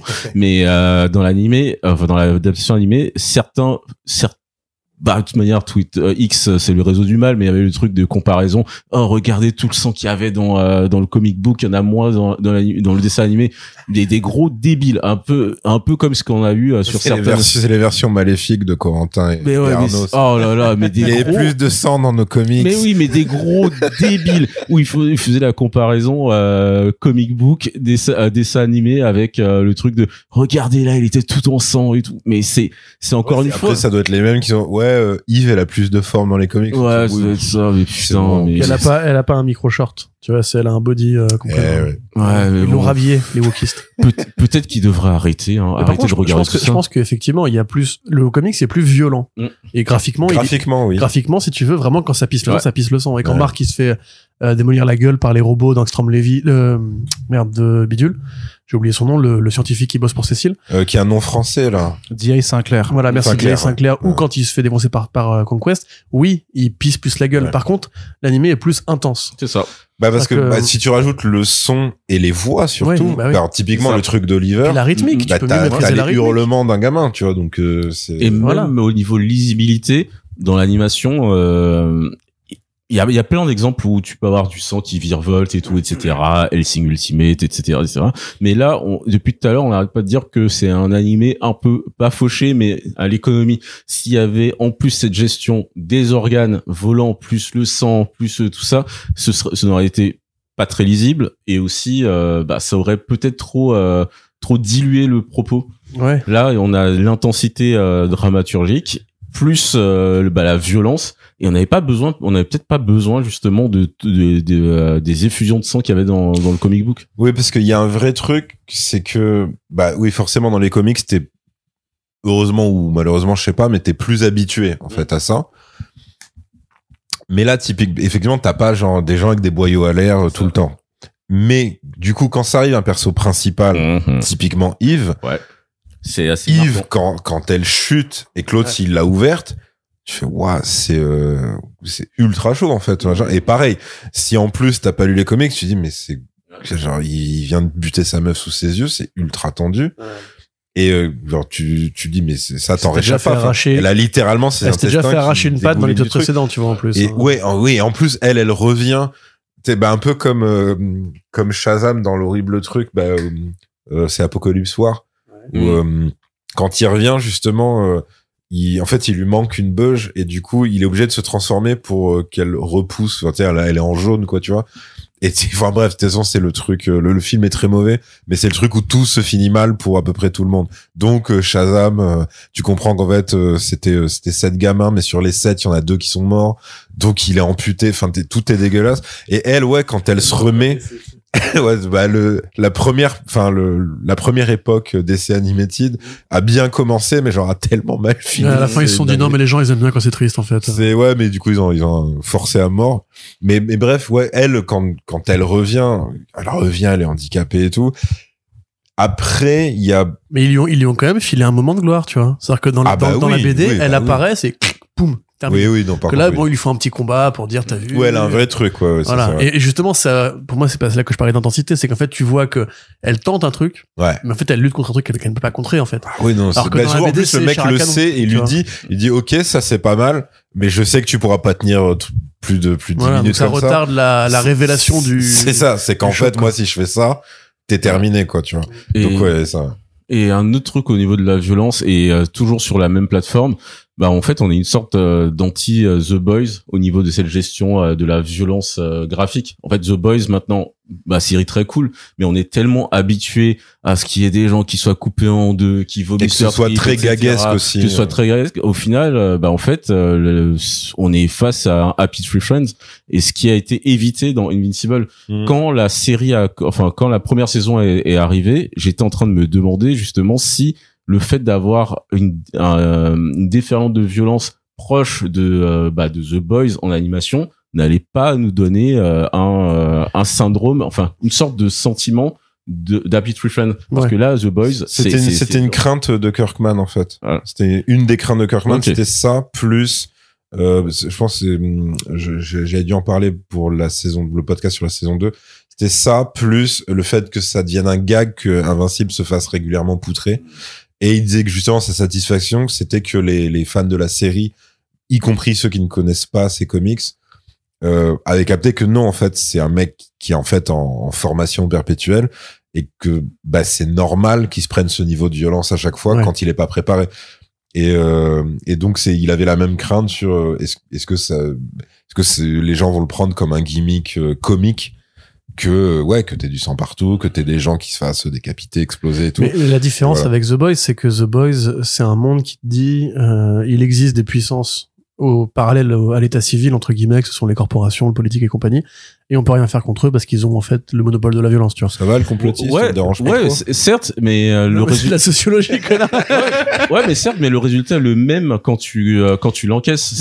Oui et non, parce que Invincible, quand même, toi, en fait, t'es censé te dire, ces super-héros-là, c'est mes copains. Et en fait, je trouve que tu sens, en fait, l'urgence, par exemple, quand les Viltrumiens arrivent sur Terre, de vraiment te dire, c'est comme s'il y avait un Evil Superman qui arrivait et que personne n'était là pour le contrer, ou même, le sentiment que Cécile, il interprète quand il voit Marc et qu'il se dit, mais imagine si lui, il câble. Ouais. Tu vois, et qu'en fait, la façon dont, justement, Marc traverse les corps qui défoncent et compagnie Conquest le tient, scène qui n'est pas dans la BD, qui est juste un rajout pour qu'on évoque le souvenir du Omniman. Du daron, ça justement, en tant que spectateur, tu te dis mais oui, en fait, cette violence-là, en fait, elle est très très énervée, mais parce qu'en fait, t'es censé quand même comprendre le degré de puissance, le degré de danger, et que Mark c'est le dernier rempart entre guillemets face à l'effondrement, à l'apocalypse. D'où l'épisode justement 9, enfin les 7 qu'il y a juste avant, où tu vois tous ces putains de super-héros que t'as vu en fait faire des trucs de fou et qui se font tous massacrer par des versions de Mark, tu vois.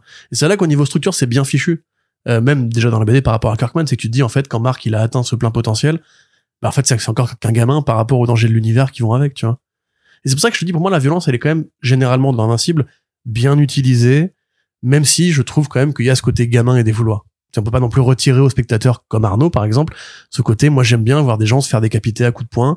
Mais encore une fois, après, il va te le décompresser pour te dire, tu vois, tu parlais du côté, bon, hors spoiler, la mort de Rex. Oui. Qui effectivement est un peu expédié, mais t'as quand même l'enterrement qui va avec, tu vois, oui, mais l'enterrement, je l'ai pris comme le rattrapage, parce que, mais pour moi, c'est pas suffisant. C'est-à-dire, quand je disais tout à l'heure, on nous l'a volé, c'est que t'as vraiment cette séquence où, donc il y a une des versions, du coup, faut dire vite fait. Donc, c'est la Invincible War, donc, on va dire la guerre des Invincibles. Donc, c'est Angstrom Levy qui, enfin, a sa revanche et qui, en fait, pendant X temps s'est mis dans son coin et a convaincu des Invincibles de réalité parallèle il a convaincu les technoprêtres de Warhammer 40 000. Voilà, oui. Savent ça. Ouais, ils sont à mi-chemin. Oui, c'est vrai qu'ils sont à mi-chemin entre ça et des Cénobites de Hellraiser. Exactement, ouais. Et en gros, donc c'est eux qui l'ont reconstruit parce que pour le coup, c'est ce qu'on s'était dit à l'ancien podcast de la saison 2. C'est que là, en fait, tu as le résultat du déferlement de violence de Mark sur Angstrom.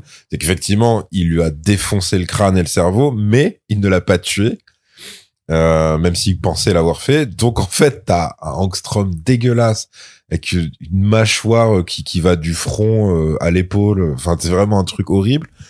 Et qui est encore en mode machin. Et donc, il arrive à ouvrir un portail. Il se fait réparer par comment il s'appelle en VF, les techniciens, traducteurs, oui, c'est ça, je crois que c'est les techniciens, voilà. Donc c'est des espèces de laborantins humanoïdes ultra chelous avec des looks très horrifiques, hein, vraiment. C'est Hellraiser un peu, je trouve ça, ils font un peu Cenobites, voilà. Et voilà. Ouais. En fait, on arrive à ce moment-là où je dis à Arnaud que en fait on vient de le dire et ah pardon. Mais moi, en plus, j'avais prononcé Cénobite, donc je pense qu'il a pu mal comprendre. C'est-à-dire que depuis tout à l'heure, Arnaud cherche le bruit que fait le... C'est ça, mais en fait... Je sais. Mais en vrai, c'est pas grave. J'étais dans mes fichiers, et du coup, il y a rien particulièrement pour ce moment, en fait. Ok. Mais c'est vraiment... Il y a pas un splotch. Non, parce qu'en fait, c'est vraiment... Non, mais vu que c'est ce que je te dis... Ce que je te dis, c'est que les bruitages, en fait, sont les mêmes que ceux utilisés dans les fichiers originaux. Donc, en fait, nous, ce qu'on a, c'est vraiment que ce qui est rajouté. Originaux. C'est... Retourne en prison, toi. Et donc ce que je veux dire, c'est qu'il y a que les lignes en fait pour le doublage vraiment des personnages, en fait tout ce qui sera vraiment en français. Mais tout ce qui est les oui, donc oui, ils ont pas, oui. Donc il y a pas de truc. Par contre, tu vois à quel moment, parce que tu vois que Eve a là 3 lignes de comme ça, de H comme ça, tu vois, donc tu sais qu'elle prend très cher, quoi. Bah, mais ouais, donc quand t'as ce truc-là, donc son super plan machiavélique, c'est ok, je suis pas arrivé à le tuer. Comment je vais faire? Alors déjà, je vais salir sa répute. Pour faire ça, il ramène une quinzaine, je dirais, d'invincibles de Terre parallèle, qui sont tous méchants et donc il leur dit de ravager la Terre. Et attends, c'était pourquoi que j'étais parti là-dessus. Par rapport à la mort de Rex qui était oui, voilà. éclaté. Et donc t'as un des invincibles qui est aux prises avec Rex et il a déjà neutralisé le reste des je sais plus comment c'est les nouveaux gardiens. C'est les nouveaux gardiens techniquement. Donc mais ils reforment pas la Teen Team en tant que tel, quoi. C'est lui qui il s'appelle jamais comme ça, mais oui, en gros c'est ça. Et en gros, il les a Duplicate, l'Immortal et Samson quelque chose. Samstrong? Black Samson. Black Samson. Ouais. Merci. Et donc il les a tous explosés. Il reste uniquement Rex et l'Immortel est chez les gardiens du globe et lui il bute un invincible par contre. Ok. Ouais. Mais il se fait buter par un autre ou c'est juste lui il se fait décapiter. Il se fait décapiter, mais il se fait remettre et il va buter. Non, bien sûr, non. Après, c'est immortel donc truc, mais ouais. Et donc ouais, quand t'as cette séquence, moi je l'attendais parce que tu dis, en plus effectivement, ils avaient réussi à faire ce développement de Rex avec sa nouvelle relation avec Shrinking Ray, la rétrécisseuse quoi. Voilà. Et c'est très rapide quoi son sacrifice parce qu'en gros ouais, il n'a plus rien à lui envoyer en tant que matière explosive et donc il se dit et l'autre évidemment et l'autre l'a ouvert, c'est-à-dire qu'il a une plaie béante qui donne sur ses côtes, enfin il est fini, il le sait. Et donc l'autre fait ouais de toute façon donc le invincible le tient par la gorge et tout, et tu dis mais de toute façon tu vas faire quoi et tout, l'autre dit non j'ai un dernier truc. Il plonge sa putain de main dans sa plaie et donc il fait exploser tout son corps, son squelette et tout, ce qui neutralise cette version d'invincible. Et en fait, tu n'as que ça, c'est-à-dire t'as pas plus que ça. Et en fait, il suffit de rajouter un autre témoin à la séquence, avoir ce point de vue-là. Et sauf que eux, ce qu'ils font, c'est que t'as ça cut, et là, t'as le point de vue, mais d'un témoin qui est tellement éloigné, qui est du coup Shrink, qui voit la scène, elle doit être à 1 kilomètre de l'immeuble explose. Elle comprend, mais genre en fait, c'est pas assez pour moi. Ils auraient pu faire un double épisode pour cette partie-là. Et voilà, la Garde des Invincibles, pour moi, ça mériterait un épisode et demi ou un double épisode parce que t'as vraiment beaucoup de choses qui arrivent, beaucoup de choses qui se passent. Faut pas oublier, dans cet épisode. T'aurais aimé un ralenti sur le visage de Ray, quoi, ou qu'elle fasse non, Ray. Non, mais c'est vrai c'est juste qu'elle soit présente, en fait. En écoutant Yeri me parler, je repensais au sacrifice de Gambit dans 97. Ah oui, il se jette j'ai cru qu'il allait dire Deadpool, je dis ouais c'est pas pareil non, pas pareil. Il se jette contre la sentinelle, enfin le méga sentinelle. Voilà, quasiment le... Et là t'as mon ami. Oui. Ça a plus de gueule, c'est pas juste le vilain qui part en souriant. Je veux dire t'as Rogue à côté, enfin elle est pas juste c'est pas pareil quoi, il y a c'était un mieux truc fichu dans au-delà même de la dramaturgie, il y a un autre truc, c'est les variants d'Invincible sont tous plus faibles quasiment que lui. Enfin sont tous plus faibles. Certes, lui, ça avait l'air d'être un pourri. Il avait galéré à taper une équipe C voire D. Mais par contre, l'explosion pour le neutraliser, j'ai trouvé tellement faiblarde. Ça aurait, franchement, c'est le truc de la suspension de l'incrédulité et s'arrêter là.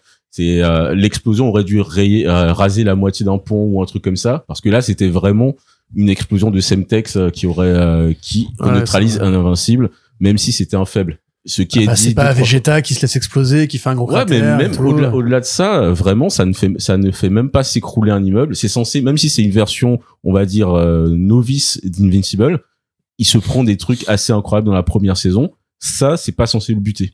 Il y a un pote qui, du coup, était pas en mode comics du tout. Et lui, en fait, il croyait que le truc de Rex, ça allait être de choper Invincible et que les deux explosent, en fait. Et il me disait, mais en fait, il était comme Watt. Il disait, mais ça aurait pas dû le tuer. Ça aurait dû, genre, l'handicaper au max, mais pas, c'est étrange qu'une explosion d'un corps humain lui fasse ça, même avec la puissance de Rex. Donc, ouais, je sais pas, j'ai trouvé ça un peu bancal comme truc. Après, oui, ils l'ont quand même, ils ont quand même fait le développement de Rex jusqu'au bout. Mais ce que je trouve dommage, typiquement, c'est que, si tu compares à la saison 1 et 2, genre la fin de l'épisode du premier épisode et la fin de l'épisode contre c'est quoi, c'est les serpents, les cobras, les reptiles, je sais plus quoi là. La Ligue des Lézards. La Ligue des Lézards. Non, ça c'est dans Captain America, oui, c'était nul. Serpent Society. Mais la Ligue des Lézards, tu vois, cette intensité quand justement les jeunes gardiens se font complètement exploser et la panique totale de Rex, en fait ça tu l'as pas. Alors que dans la guerre des Invincibles, normalement, tu devrais avoir que ce genre de scène. Et surtout, ramassé dans un seul épisode, ça devrait être que de l'intensité tout le temps. Parce qu'il faut pas oublier que dans ce même épisode, ils sont obligés de se taper le combat Angstrom Levy Invincible à la fin.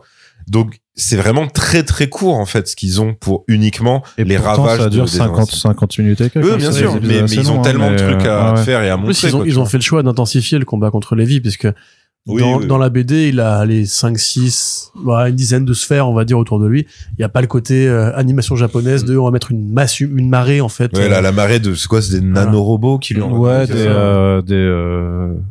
des trucs. Des drones caméra nuls. Oui, c'est vrai que... Ouais. Bon, ça c'est presque des T-Spheres de Mister Terrific, tu vois. Ouais. mais parce que en vrai je trouve que Angstrom Levy, bon, c'est mieux que la saison d'avant. Je trouve toujours pas ultra respecté, hein. C'est pas terrible. Mais c'est pas un vilain si important que ça. Non, mais ok. Attends, si, Si tu fais la liste des grands personnages invincibles, tu vois, t'as Freddie Mercury, t'as Dinosaurus, t'as Omni-Man. Putain, j'avoue Dinosaurus, ouais. Mais tu vois, enfin, genre, Oui, par rapport à Dinosaurus, ouais. justement, c'est un autre, enfin, je veux dire, Angstrom Levy, tu le retiens pour la garde invincible, mais tu le retiens pas pour, Ouais, mais là, Je sais plus, il y avait pas un moment où alors, ça, je me rappelle plus, c'était dans la saison 2 où il pète le bras de si, sa daronne. mais justement, et c'est le moment qui fait péter un câble à Marc. Quand même, fait tu sortir l'os. il est Ouais, quand bien même sûr. super méchant aussi. Ah non, il est non, mais je dirais, il est méchant, genre dans l'intention. Après, dans l'intensité, le problème, c'est que tu te retrouves avec ça dans une série où, bah, tu vois, là, littéralement, tu finis, t'as Conquest juste derrière. Oui. Ça fait pas le figure de fou.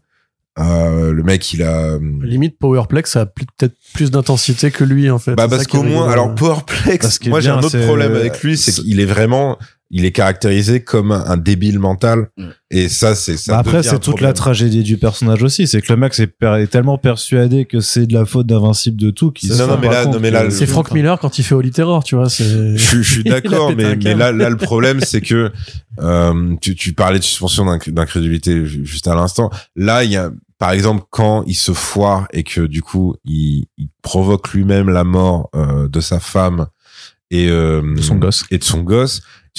Mais genre tu l'as pas vu venir. Enfin, tu vois pas comment il marche ton pouvoir.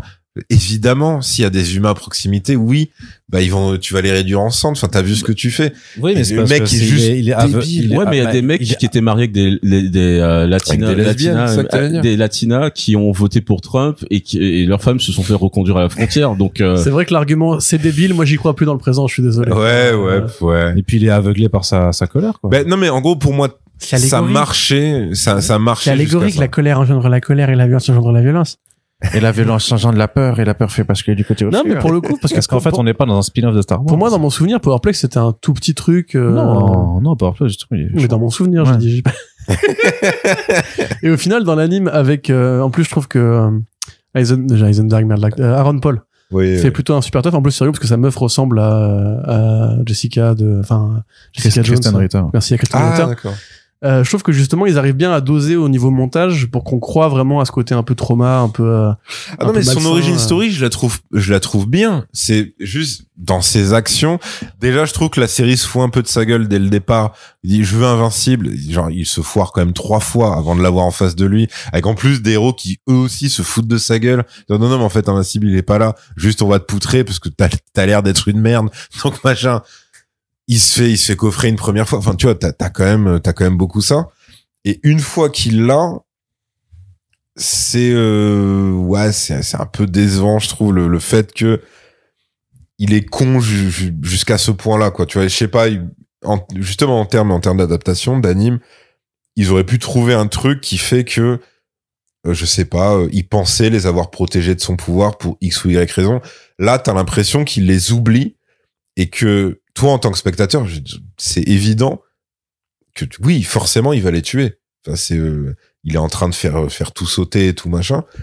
Et lui, t'as l'impression qu'en fait, il a zappé et qu'il s'en rappelle après. De, ah merde, j'ai oublié que ma femme et mon gosse étaient à côté.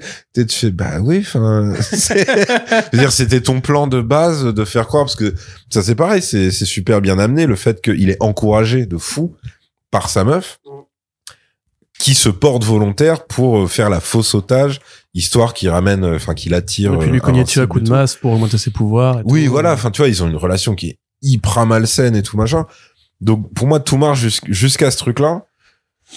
Et ça rend un peu risible j'allais dire la dernière discussion, mais même pas, la discussion qu'ils ont quand lui, il est encore enfermé et qu'Invincible essaye, de dire, enfin, de s'excuser, quoi, et que l'autre dit non, mais t'as pas compris, en fait, machin.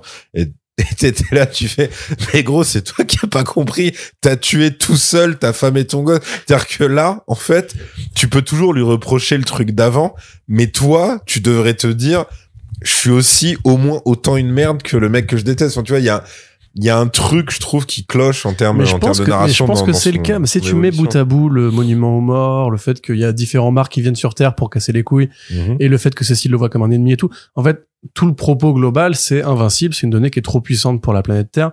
Et le fait, les Viltromiens eux-mêmes, leur puissance est tellement énorme et tellement totalitaire qu'en fait, le fait qu'ils soient sympas, c'est une incohérence totale.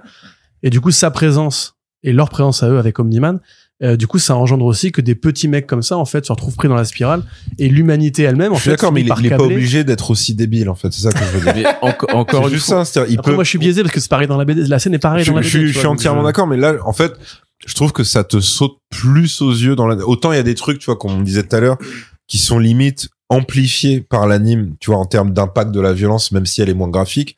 Là, je trouve que sa bêtise est amplifiée par l'anime, malheureusement. C'est dans le mauvais côté, en fait. Mais je suis assez d'accord avec toi pour juste au niveau de l'enchaînement, mais par contre on vit dans une telle saucisse / société que tu peux avoir un mec aussi débile. Le parallèle avec tous les choix politiques qu'il y a eu et les conséquences, parce que encore une fois ce sont des moi je pensais même pas à ça, là je pensais aux mecs qui tirent au fusil à pompe sur des tornades et les balles ricochent et ils tuent des gens de leur famille.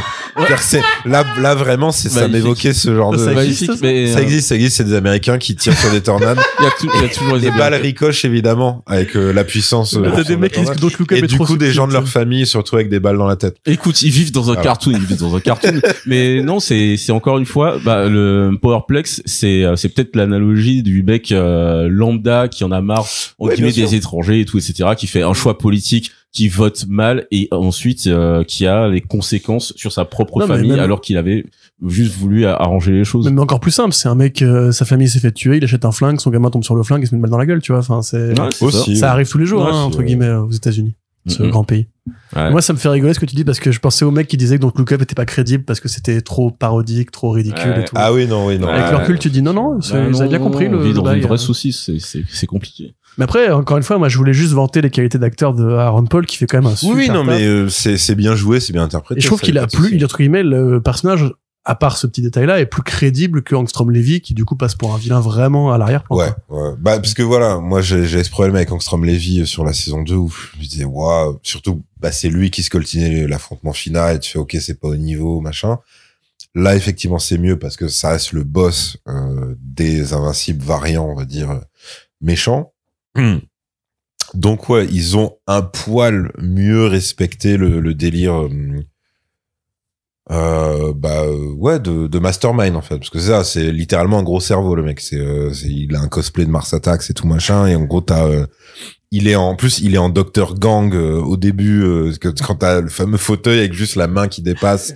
Et maudit sois-tu, gadget. C'est genre je surveille ta maison et tout machin. Ce serait pas un variant de Lex Luthor un peu pété quand même à ce niveau-là. Pour moi, c'est un variant de Drake parce que si tu regardes bien, il est à la fois noir et feuge.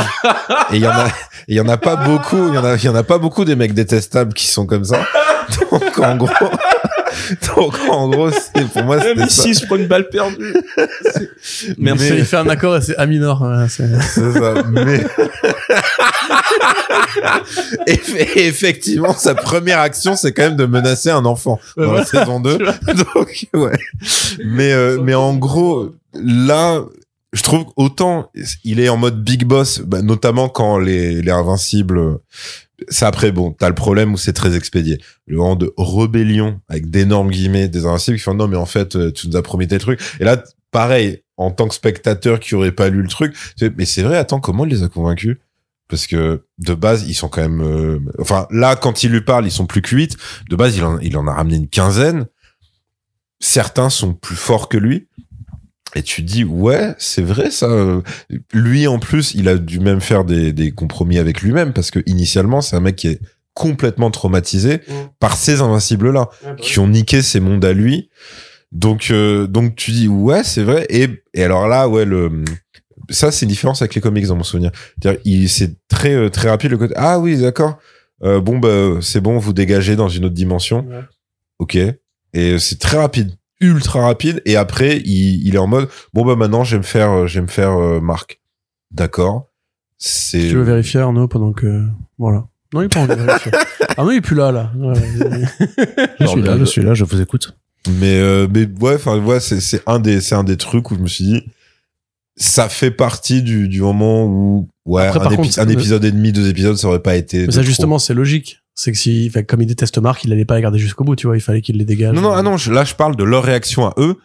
Ouais, enfin, donc, il y en a la moitié, non, pas la moitié, mais il y en a, ils sont quoi, on va dire une quinzaine au départ. Là, ils sont plus que 8. Ils en ont quand même perdu. Et là seulement, ils se mettent à questionner le fait qu'il y a un gars qui se mouille pas depuis le départ et que c'est le mec qui les a envoyés et qu'eux, ils sont en train de prendre tous les risques pour lui. Ils disent, mais au fait, machin. Donc là, eux, ils passent un peu pour des énormes débiles et lui, il les expédie comme ça, quoi, tu vois. Donc, c'est très rapide. C'est assez rapide. Et après, c'est toujours le même problème, c'est que lui, son plan final pour Marc est toujours aussi nul. Hein. C'est vraiment pas terrible ce qu'il faut faire. Même avec les rajouts de l'anime. Bon, alors déjà, c'est parce que c'est un truc, pour ceux qui ont vu, les nouveaux héros ou Big Hero 6 à l'époque. Putain, trop bien. Voilà. Le méchant, effectivement, c'est des nanorobots qui sont en boule, qui foncent comme ça, et t'es là, est-ce qu'Angstrom Levy, après tout ce temps, est-ce qu'il aurait pas pu venir avec autre chose que je suis un boss de la tech parce que j'ai un gros cerveau et j'ouvre toujours les mêmes putains de portails, sauf que maintenant Marc il a l'habitude, donc il va pas se refaire téléporter, etc. Donc après, il y a des boss de la tech qui font la même chose régulièrement, tu vois. Oui. Financer des parties, et ils font toujours la même chose et les gens sont comme à voir. Après, je respecte un truc, c'est le côté où, parce que oui, toi, tu penses à Zuckerberg, ce serait le côté feuge. Mais en gros, ils ont respecté. J'étais sur un autre mec, mais ils ont respecté le côté Renoir parce que il finit quand même du coup chez les Techos qui lui disent littéralement en fait du coup t'as raté et tu comprends qu'il va finir en esclave et là je me dis enfin un rappel historique du peuple noir et donc c'est trop loin, c'est de pire en pire. Il finit quand même en esclave avec un bras coupé en commune de mer en mode réparez-moi et les mecs font alors non en fait voilà ce qui va se passer. On va te réapprendre qui t'es, hein. Voilà. Surtout qu'en plus quand tu les vois, voilà un costume bleu. tu sais que limite j'étais déçu qu'il y ait la scène de fin sur lui où genre il les aurait reconvaincus en leur repromettant un truc de vous votre monde il a été détruit à cause de votre avidité technologique et je vous promets une terre machin. Là, c'est ultra rapide parce que de base ils lui ont quand même dit non en fait tu nous as promis un truc, t'as raté 1 fois, 2 fois, maintenant c'est terminé, tu bosses pour nous et machin, et probablement abusé sexuellement parce que vu la gueule des Techos, tu sais que en termes d'habitude sexuelle ils ont il doit avoir des trucs que je qualifierais de complexes. Donc mais écoute, Drake ressort des sons, se produit sur scène, donc oui, c'est vrai, ça il a le côté le rebond, effectivement. C'est un bel hommage à un grand chanteur canadien. Non, mais maintenant que tu le dis, c'est vrai que c'est Drake. C'est totalement Drake. Ok, je l'appellerai comme ça maintenant. Allez, fin du podcast. Non, parce que du coup là maintenant Conquest, enfin. Conquest. Mais donc ce qu'on pouvait pas dire en micro, c'est que Jeffrey Dean Morgan incarne le personnage et donc il refait comme à la fin de je ne sais plus quelle saison de Walking Dead où il apparaît. C'était la 6 et la 7 dans laquelle il y avait traumatisme. Dans le rôle de Negan, il fait son monologue, il présente sa batte et il dit je vais en tuer l'un de vous. Ça coupe, on ne sait pas qui c'est et après début de saison suivante, on découvre que c'est Steven Yeun.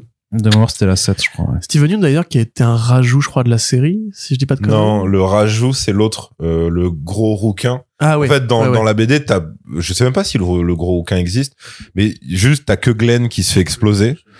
Et là, en fait, justement, pour essayer de tromper ceux qui connaissaient les comics, ils commencent par l'autre.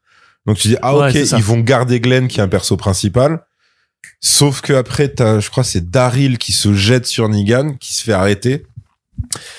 Et l'autre il fait non tranquille, le tuez pas. Il dit par contre je vais devoir en punir un deuxième et là il est à côté de Glenn et il explose par surprise et donc t'as tout le monde qui fait putain ils vont le faire et tout et donc oui c'était j'imagine la meilleure scène de la série. J'ai pas suivi Walking Dead non plus. C'est du caca.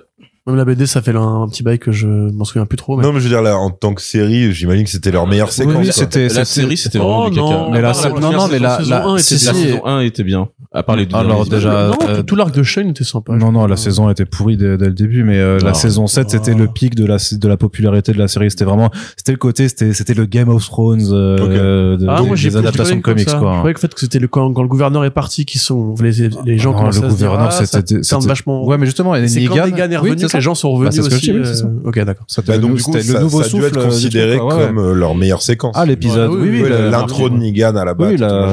Par rapport au gouverneur des comics, c'est sûr que la suite de la série était quand même beaucoup plus léger, donc oui, il fallait un vrai. Ce don de le gouverneur des comics, il est, enfin, en tout cas, pour ce que j'ai vu de la série, je les imaginais mal adapter le gouverneur des comics. Moi, je dis, faites un animé, Walking Dead, où vous faites vraiment la BD case par case, et là, on verra un petit peu la différence. Mais du coup, donc, Dean Morgan qui arrivait à la fin de la saison, et qui, du coup, butait Steven Yeun, là, du coup, ils font le match retour. Et il faut bien préciser que, malheureusement, Dean Morgan, ça commence à faire 10 piges qu'on lui fait rejouer cette scène en boucle parce que apparemment, enfin moi je sais que les potos qui mataient la série, parce que moi je disais ouais forcément la séquence je l'avais vue, je me dis ok effectivement c'est impressionnant. C'est un grand moment de télévision, t'avais dit, je crois. Oui, pour moi, c'est du niveau c'est du Orson Welles, quoi, mais version petit écran, quoi, tu vois. David Lynch, même. On peut aller David, pour moi, il y a Twin Peaks après Walking Dead. Exactement, tu vois, voilà. Limite devant, même. C'est canonique, c'est le même univers. C'est le même univers. Mais toujours les bonnes échelles de valeur. Mais c'est vrai que eux, ce qu'ils m'avaient dit, c'est que bon, ce qui est relou, c'est qu'apparemment, toutes les apparitions de Negan après cette séquence sont littéralement la même. C'est-à-dire qu'ils disent à Dean Morgan, rejoue tout le temps ça. Tout le temps. Pareil. Et c'est ce qu'on s'était dit pour, la dernière saison de The Boys. Ils lui refont faire ça dans The Boys, ce style-là. Même dans des trucs qui ont aucun rapport, genre Rampage. On lui dit, joue pareil. Et tu fais, mais ça n'a aucun putain de rapport. Et donc là, tu te dis, ok, est-ce que ça va être juste le clin d'œil, gratos jouissif? Ou est-ce que ça va servir à quelque chose? Et ce qui est cool, c'est que c'est pas gratuit. Parce que là, si en termes d'apparition de méchants, déjà même en termes de comics, ouais, Conquest, il est comparable à l'apparition de Negan. C'est-à-dire, c'est vraiment un horrible enfoiré qui arrive et son arrivée implique le fait que tu peux pas fuir. Si tu te bats, tu vas perdre. Et le mec, il est là pour te faire du mal. C'est tout. Il y a rien d'autre. Il y a pas d'espoir à avoir. Il y a pas de truc. Et la seule issue, ce serait de le buter. Point. Donc tu dis ouais, c'est logique de l'avoir pris. Lui, je trouve qu'il fait quand même un léger boulot sur sa voix pour pas non plus refaire à mort ce qu'il fait littéralement dans les séries et films que je viens de citer. Il fait, alors je sais pas comment dire, un travail un peu de gorge sur pour avoir le côté un peu vieux du personnage de Conquest. Et après oui, t'as le côté très gamin parce que oui, le doubleur de Mark était l'acteur qui faisait Glenn.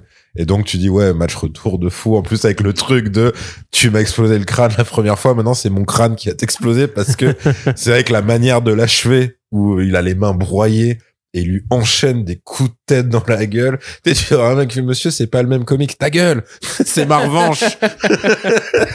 Mais ouais, non, c'est très bien. C'est franchement, Et la réplique qu'ils lui ont rajoutée, donc effectivement, où il parle du fait que, il est seul. Qu'en fait, justement, c'est pas juste un envoyé de Viltrum, c'est le envoyé de Viltrum qu'ils envoient pour tout ratiboiser.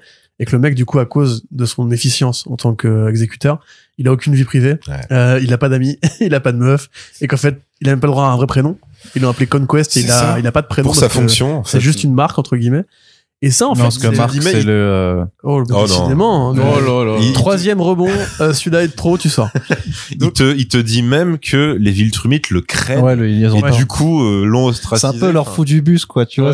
Ou un peu leur Manuel Valls, mais avec de la puissance. Non, là, avec la puissance. Si personne ne l'aime. Tu vas tout le temps au charbon. Tu loupes l'analogie. Oui, mais l'analogie ne marche pas parce que Conquest a du charisme. Non, mais c'est pas un Manuel Valls avec de la violence. Vous loupez tous les deux l'analogie puisque il a littéralement la gueule de Jean-Marie Le Pen. Enfin, c'est quand même un mec avec un œil en moins. Il a un œil en moins, il est chauve, et il a des cheveux blancs. Et il arrive. Et en plus, en face de lui, il a quoi? Un métis. Donc déjà, tu sais qu'il est pas content. C'est ça. Il doit un métis immigré sur Terre. En plus, immigré sur Terre avec des traits asiatiques.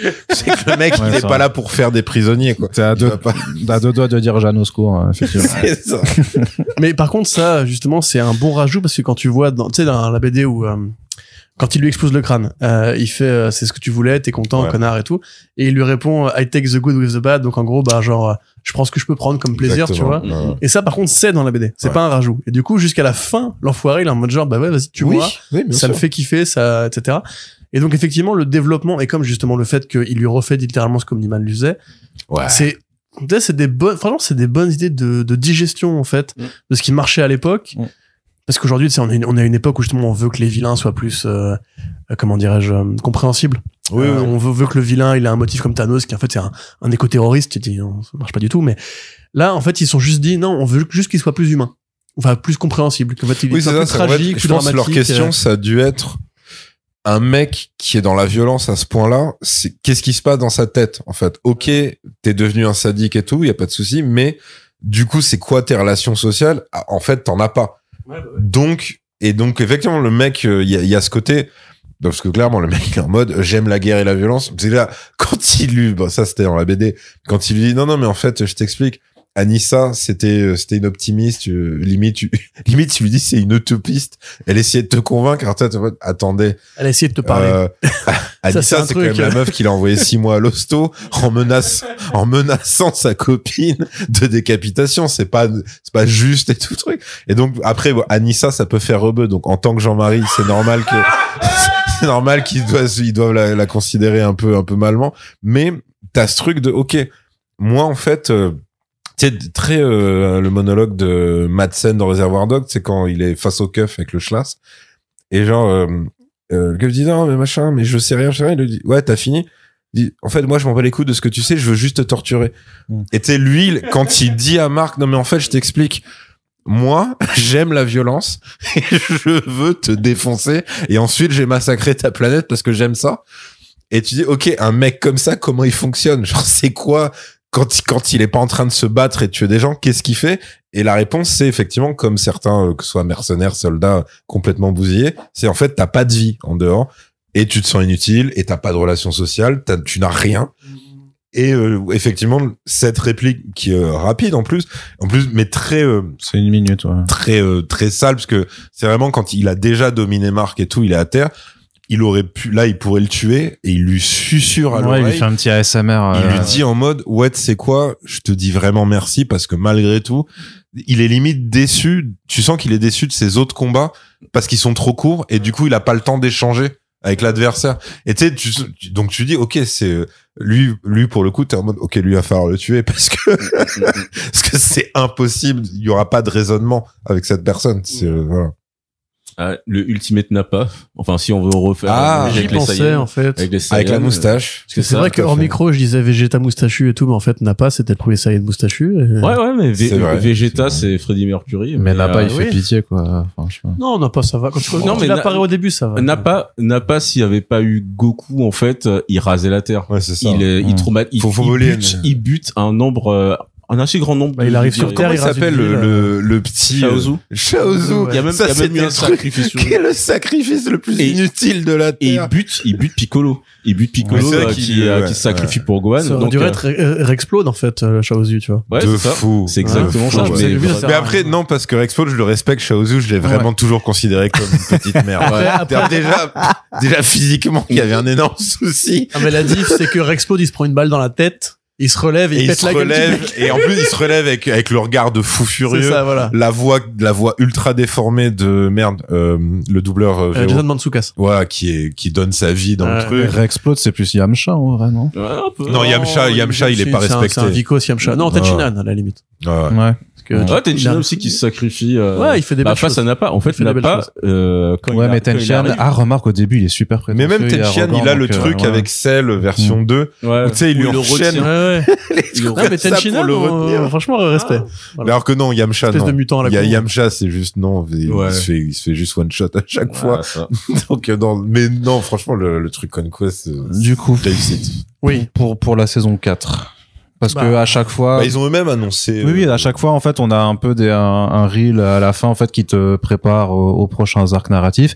Et il y a quand même ce côté avec le caméo surprise de Bruce Campbell, qui est donc qui joue un Seigneur des Enfers, et Robert Kirkman a annoncé qu'il y aurait bien une intrigue invincible en enfer qu'il avait jamais pu faire dans les comics et qui va être mise dedans. Je m'en souviens pas. Et il y aura Dark Blood du coup qui sera aussi dedans, quoi, Damien Dark Blood. Et ouais, et ça c'est peut-être le côté maintenant la série marche suffisamment bien pour qu'on puisse se permettre d'avoir des ajouts complètement inédits. Faire des fillers. Et ça veut dire que même nous les nerds qui avons lu Invincible 2 fois, et ben on aura des vraies surprises. Mais il a volé ça, Bruno Bessadi, pour, dans Badass va en faire et tout, etc. C'est juste pour faire un petit clin d'œil à Bruno Bessadi. Voilà. Bah, si tu veux aider Bruno, faut parler de Logre plutôt que de Badass, parce que Badass, je crois que c'est plus du tout disponible nulle part. Oui, mais bon, c'était juste pour placer ça. Alors que Logre c'est disponible en 3 tomes aux éditions Dracou. Exactement, voilà. C'est vrai. Tu vois, je peux faire. Pas du tout parler du truc parallèle sur son daron. Avec Allen, etc. C'est vrai qu'il y a même droit à son petit TV. Et ça, j'aime bien aussi le côté, parce que reprennent la narration. Ils reprennent vraiment ce type de narration. En gros, on va y avoir une scène de baise de Mark et Yves. Donc, éloignons-nous de ça et tout. Et allons voir dans l'espace qui, effectivement. C'est vrai que ça, c'est bien. T'as le truc, Mais ça, juste, c'est un bon rebond parce que, ce que tu dis, parce que justement, en fait, la suite, après Conquest, bon, bah, t'as les Martiens, t'as les aliens, à la Starro et tout. Les Squid Game. C'est vraiment ensuite, on est sur la guerre d'Ultramid, quoi. Et le fait de faire parce que justement, ce truc-là avec Allen the Alien, avec le chasseur d'extraterrestres. Pour ceux qui connaissent pas, en plus, t'as le reveal de la saison qui est, quand, Omni-Man dit, non, mais en fait, ils en enverront pas d'autres. Parce que ils sont une dizaine, en fait. Non, ils sont une cinquantaine. Une cinquantaine de sang pur. Oui, ça quand même de son ils se mélangent pas. Pour l'instant, ils se mélangent pas. Mais d'où le fait qu'après, il y aura Marc, bref.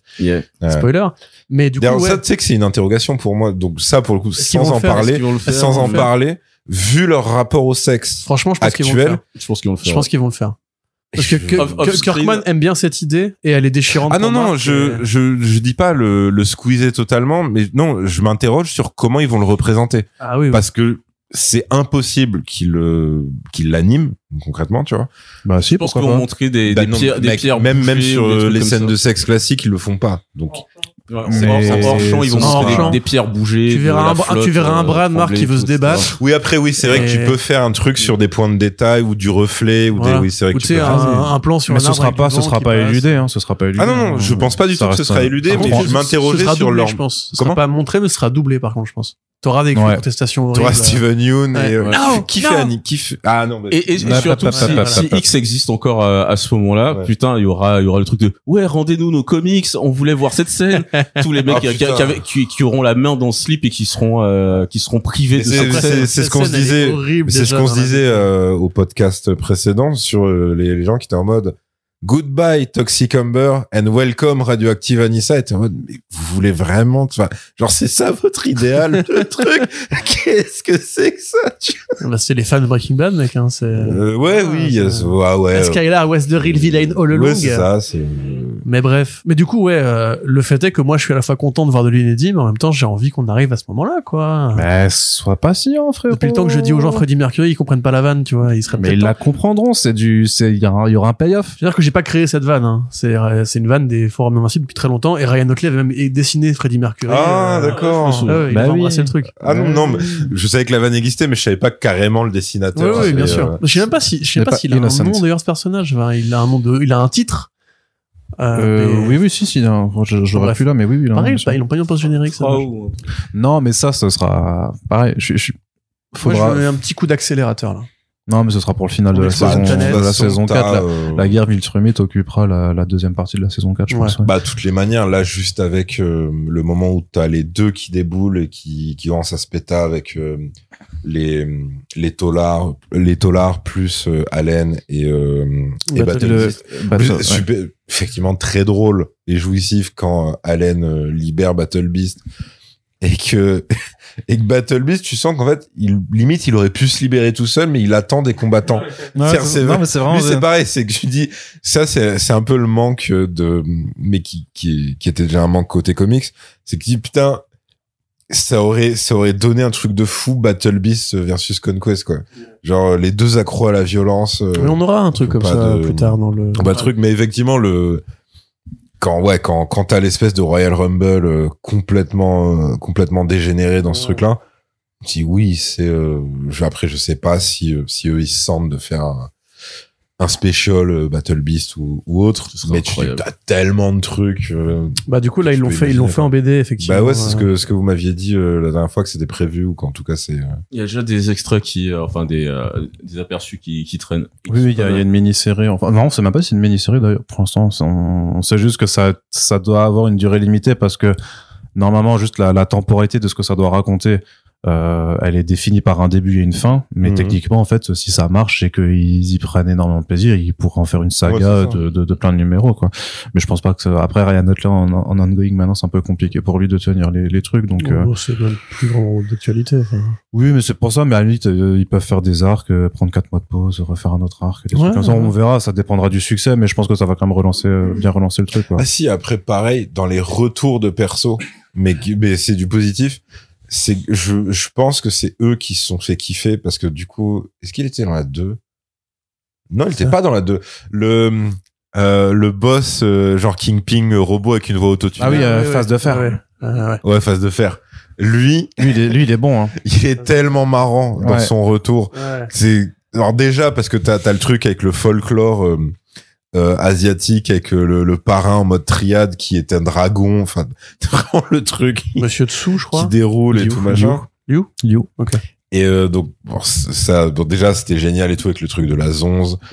Même le moyen la tentative, le moyen de tentative d'évasion de frère de Duplicate. Ah ouais.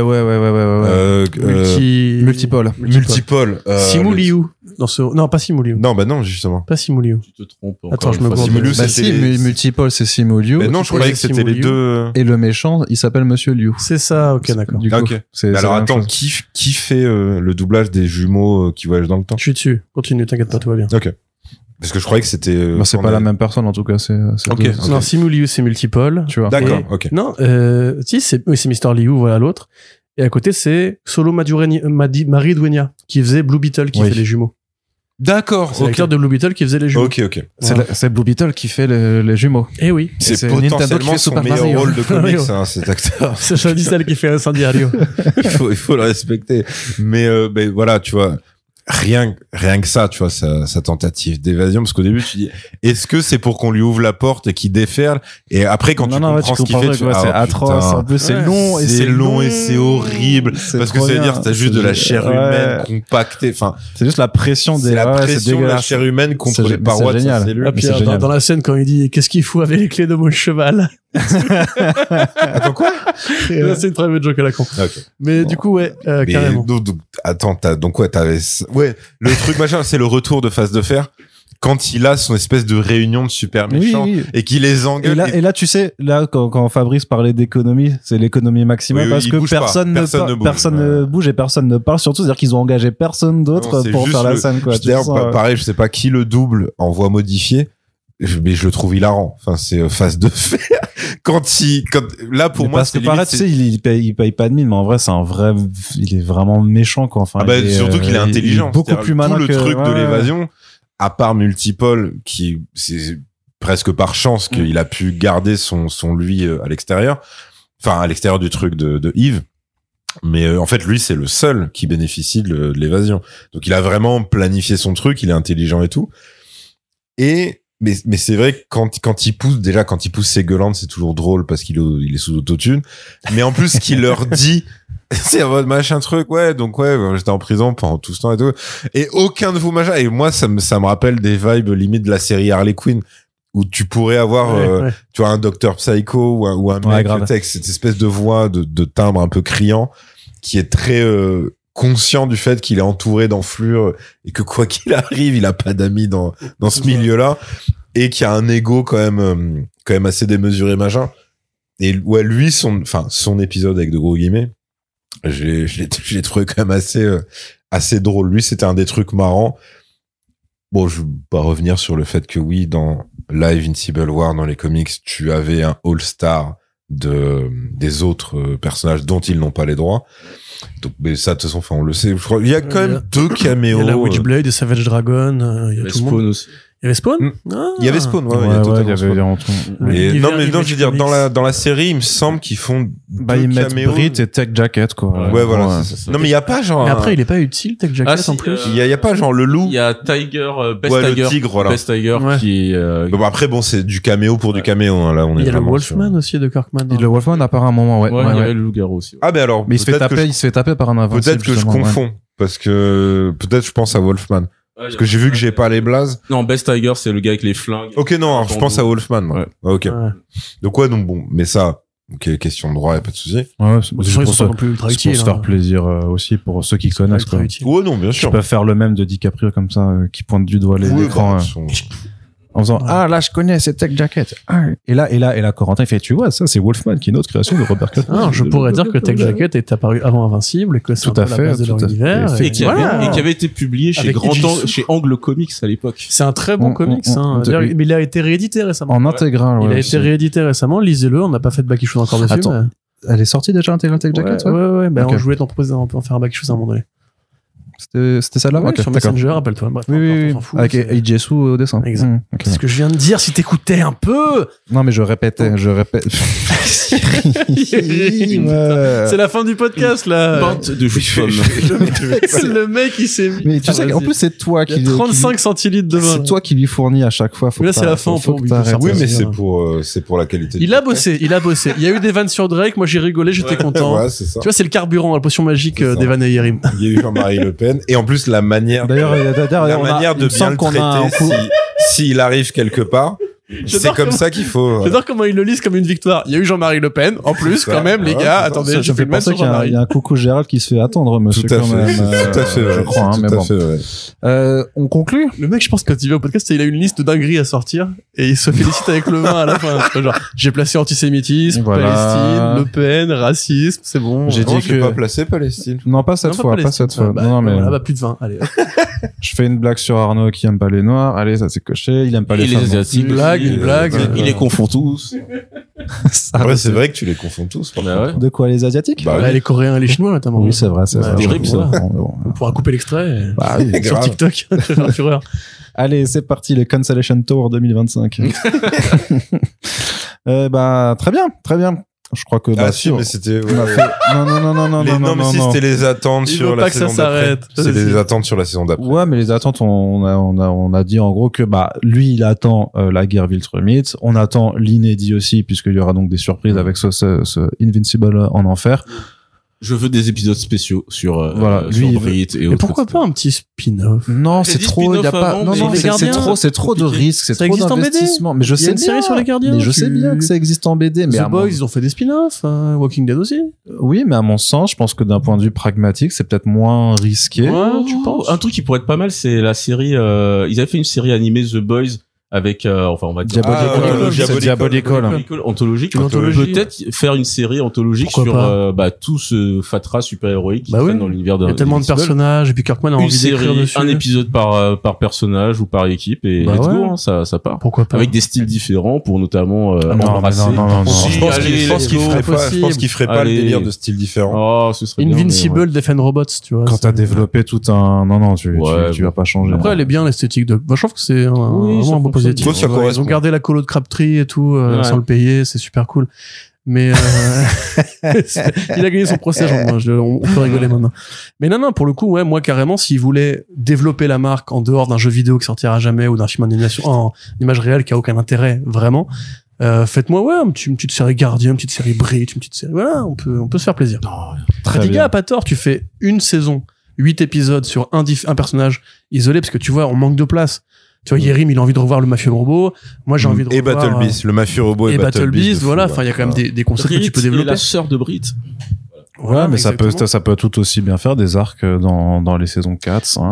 Mais si après tu n'auras pas le temps. Après, ils vont bâcler d'autres trucs. Mais ça va faire très long, surtout. Parce que c'est déjà là, ils font du filler. Oui. Là, on est qu'à la moitié de Invincible en BD. Oui. Et on est d'accord, vous la voyez sur 6 saisons max. Non, moi, je vois même 8 saisons. Ah bon? Si tu veux faire tout faire, là, on est au tome 12 de l'édition VO, donc je sais pas comment ça correspond. Honnêtement, l'épisode sur la guerre des Invincibles, ça m'a fait penser que peut-être tome 13 plutôt. Ils pouvaient faire 6 saisons et c'est bon. Ouais, mais justement, c'était dommage, vu mais le traitement, dans le mauvais côté, j'étais pas satisfait de penser ça, mais Après, c'est déjà long, hein, mais bon. Je sais pas, parce que franchement... Après, faut pas oublier, on est sur un modèle série animation adulte de super-héros. Il y en a pas beaucoup. Ouais, c'est un miracle. S'ils tiennent 6 saisons, c'est encore une fois, ouais, ce sera sûrement. On est du domaine de l'exception. Hein. Après, Harley Quinn s'est terminé là il y a pas longtemps, mais c'est un. C'était la finale. A priori, non, tu l'as terminé. Ça ressemble. C'est pas. Les retours disaient que le dernier épisode fait vraiment un series final. Je l'ai pas encore vu, mais a priori c'est ça. Ouais. Ah oui, bah franchement, c'est compliqué, je pense. D'accord. Bah, ne dis rien de plus. Super bonne nouvelle. La saison 1 est enfin disponible légalement en France. Elle était. Si tu parles pas dans le micro, ça marche pas. La saison 1 de Harley Quinn est enfin disponible de manière légale. Non. Il y avait eu un souci. Il y avait eu un souci avant. Elle était sur Max. Elle était sur Prime. Et en fait, quand HBO Max est arrivé, elle a disparu. Mais elle était quand même sur Max. Non, elle a disparu de Prime, elle était sur Max. Pas du tout, parce que j'ai tous les abonnements là, j'ai checké. C'est à partir de la saison 2. T'es comme Michael Scott, t'as tous les abonnements. Non, mais là, pour le coup, j'ai lutté comme un chien pour pouvoir la trouver cette première saison. Et en fait, elle est enfin disponible. C'était encore le truc de passation de droits. Il y avait eu ça à un moment, Amazon gardait des droits, même sans diffuser les trucs et tout. Pas Toonami qui avait les droits de là. Oui, parce que pour moi, c'était Toonami. Ouais, mais en France, ça devait être signé. C'est eux qui faisaient la promo, enfin, ils étaient à fond. Ouais, mais après, Max est arrivé en France, et donc ils ont ça. Donc ça, je peux comprendre, mais je pensais pas qu'il y avait Prime dans l'équation. Non, mais c'est pour ça que je sais que les 2 premières saisons de Superman et Lois, enfin, qu'il n'y a pas plus que les 2 premières saisons de Superman et Lois. Exactement, c'est quand Max est arrivé, ils ont fait plein de bascules débiles de droit. D'accord. Anyway. C'était on fera un podcast sur Harley Quinn disponible. Faudra faire même saison 3, 4 et 5. Et le spin-off sur Kiteman. Oui, on fera un gros podcast sur l'univers Harley Quinn, on va dire. What Happened to Harley Quinn. Mais en attendant, on va surtout se quitter, messieurs. Donc merci encore Fabrice et Yérim d'avoir participé à ce podcast. On espère que ça vous a plu. Lisez Invincible, si c'est toujours pas fait, ça va être et tous les spin-offs. Et tous les spin-offs qui sont donc tous disponibles ou le seront chez Delcourt. Donc n'hésitez pas à aller en bibliothèque et en librairie. Attends, je fais genre j'en ai quelque chose à foutre. Vas-y. Ah non, j'en ai te laisse pas faire, vas-y. Mais si, en vrai, j'ai un truc. Yérim, stop. Mais c'est juste, non, parce que moi, en plus, j'ai pas dit ce que j'attendais et tout, mais en fait. Mais je t'ai pas demandé, en fait. C'est pour ça. Ok, d'accord. Mais peut-être parce que je voulais pas savoir. Sans rentrer dans le détail, vu ce que dit Marc à la fin, normalement, ça implique que, à partir de maintenant, pour les saisons qui arrivent, il doit être limite amoral sur certains points. Oui, ça va venir. Dit maintenant, je vais tuer des gens si je sens que qu'ils vont trop loin. Ça va venir. Et donc voilà, donc c'est comment eux ils vont le traiter en anime. Ça c'est une question parce que dans les Squid, ça pose un problème moral normalement. Ouais. Voilà. Très bien. Rentre-lui dedans, vas-y.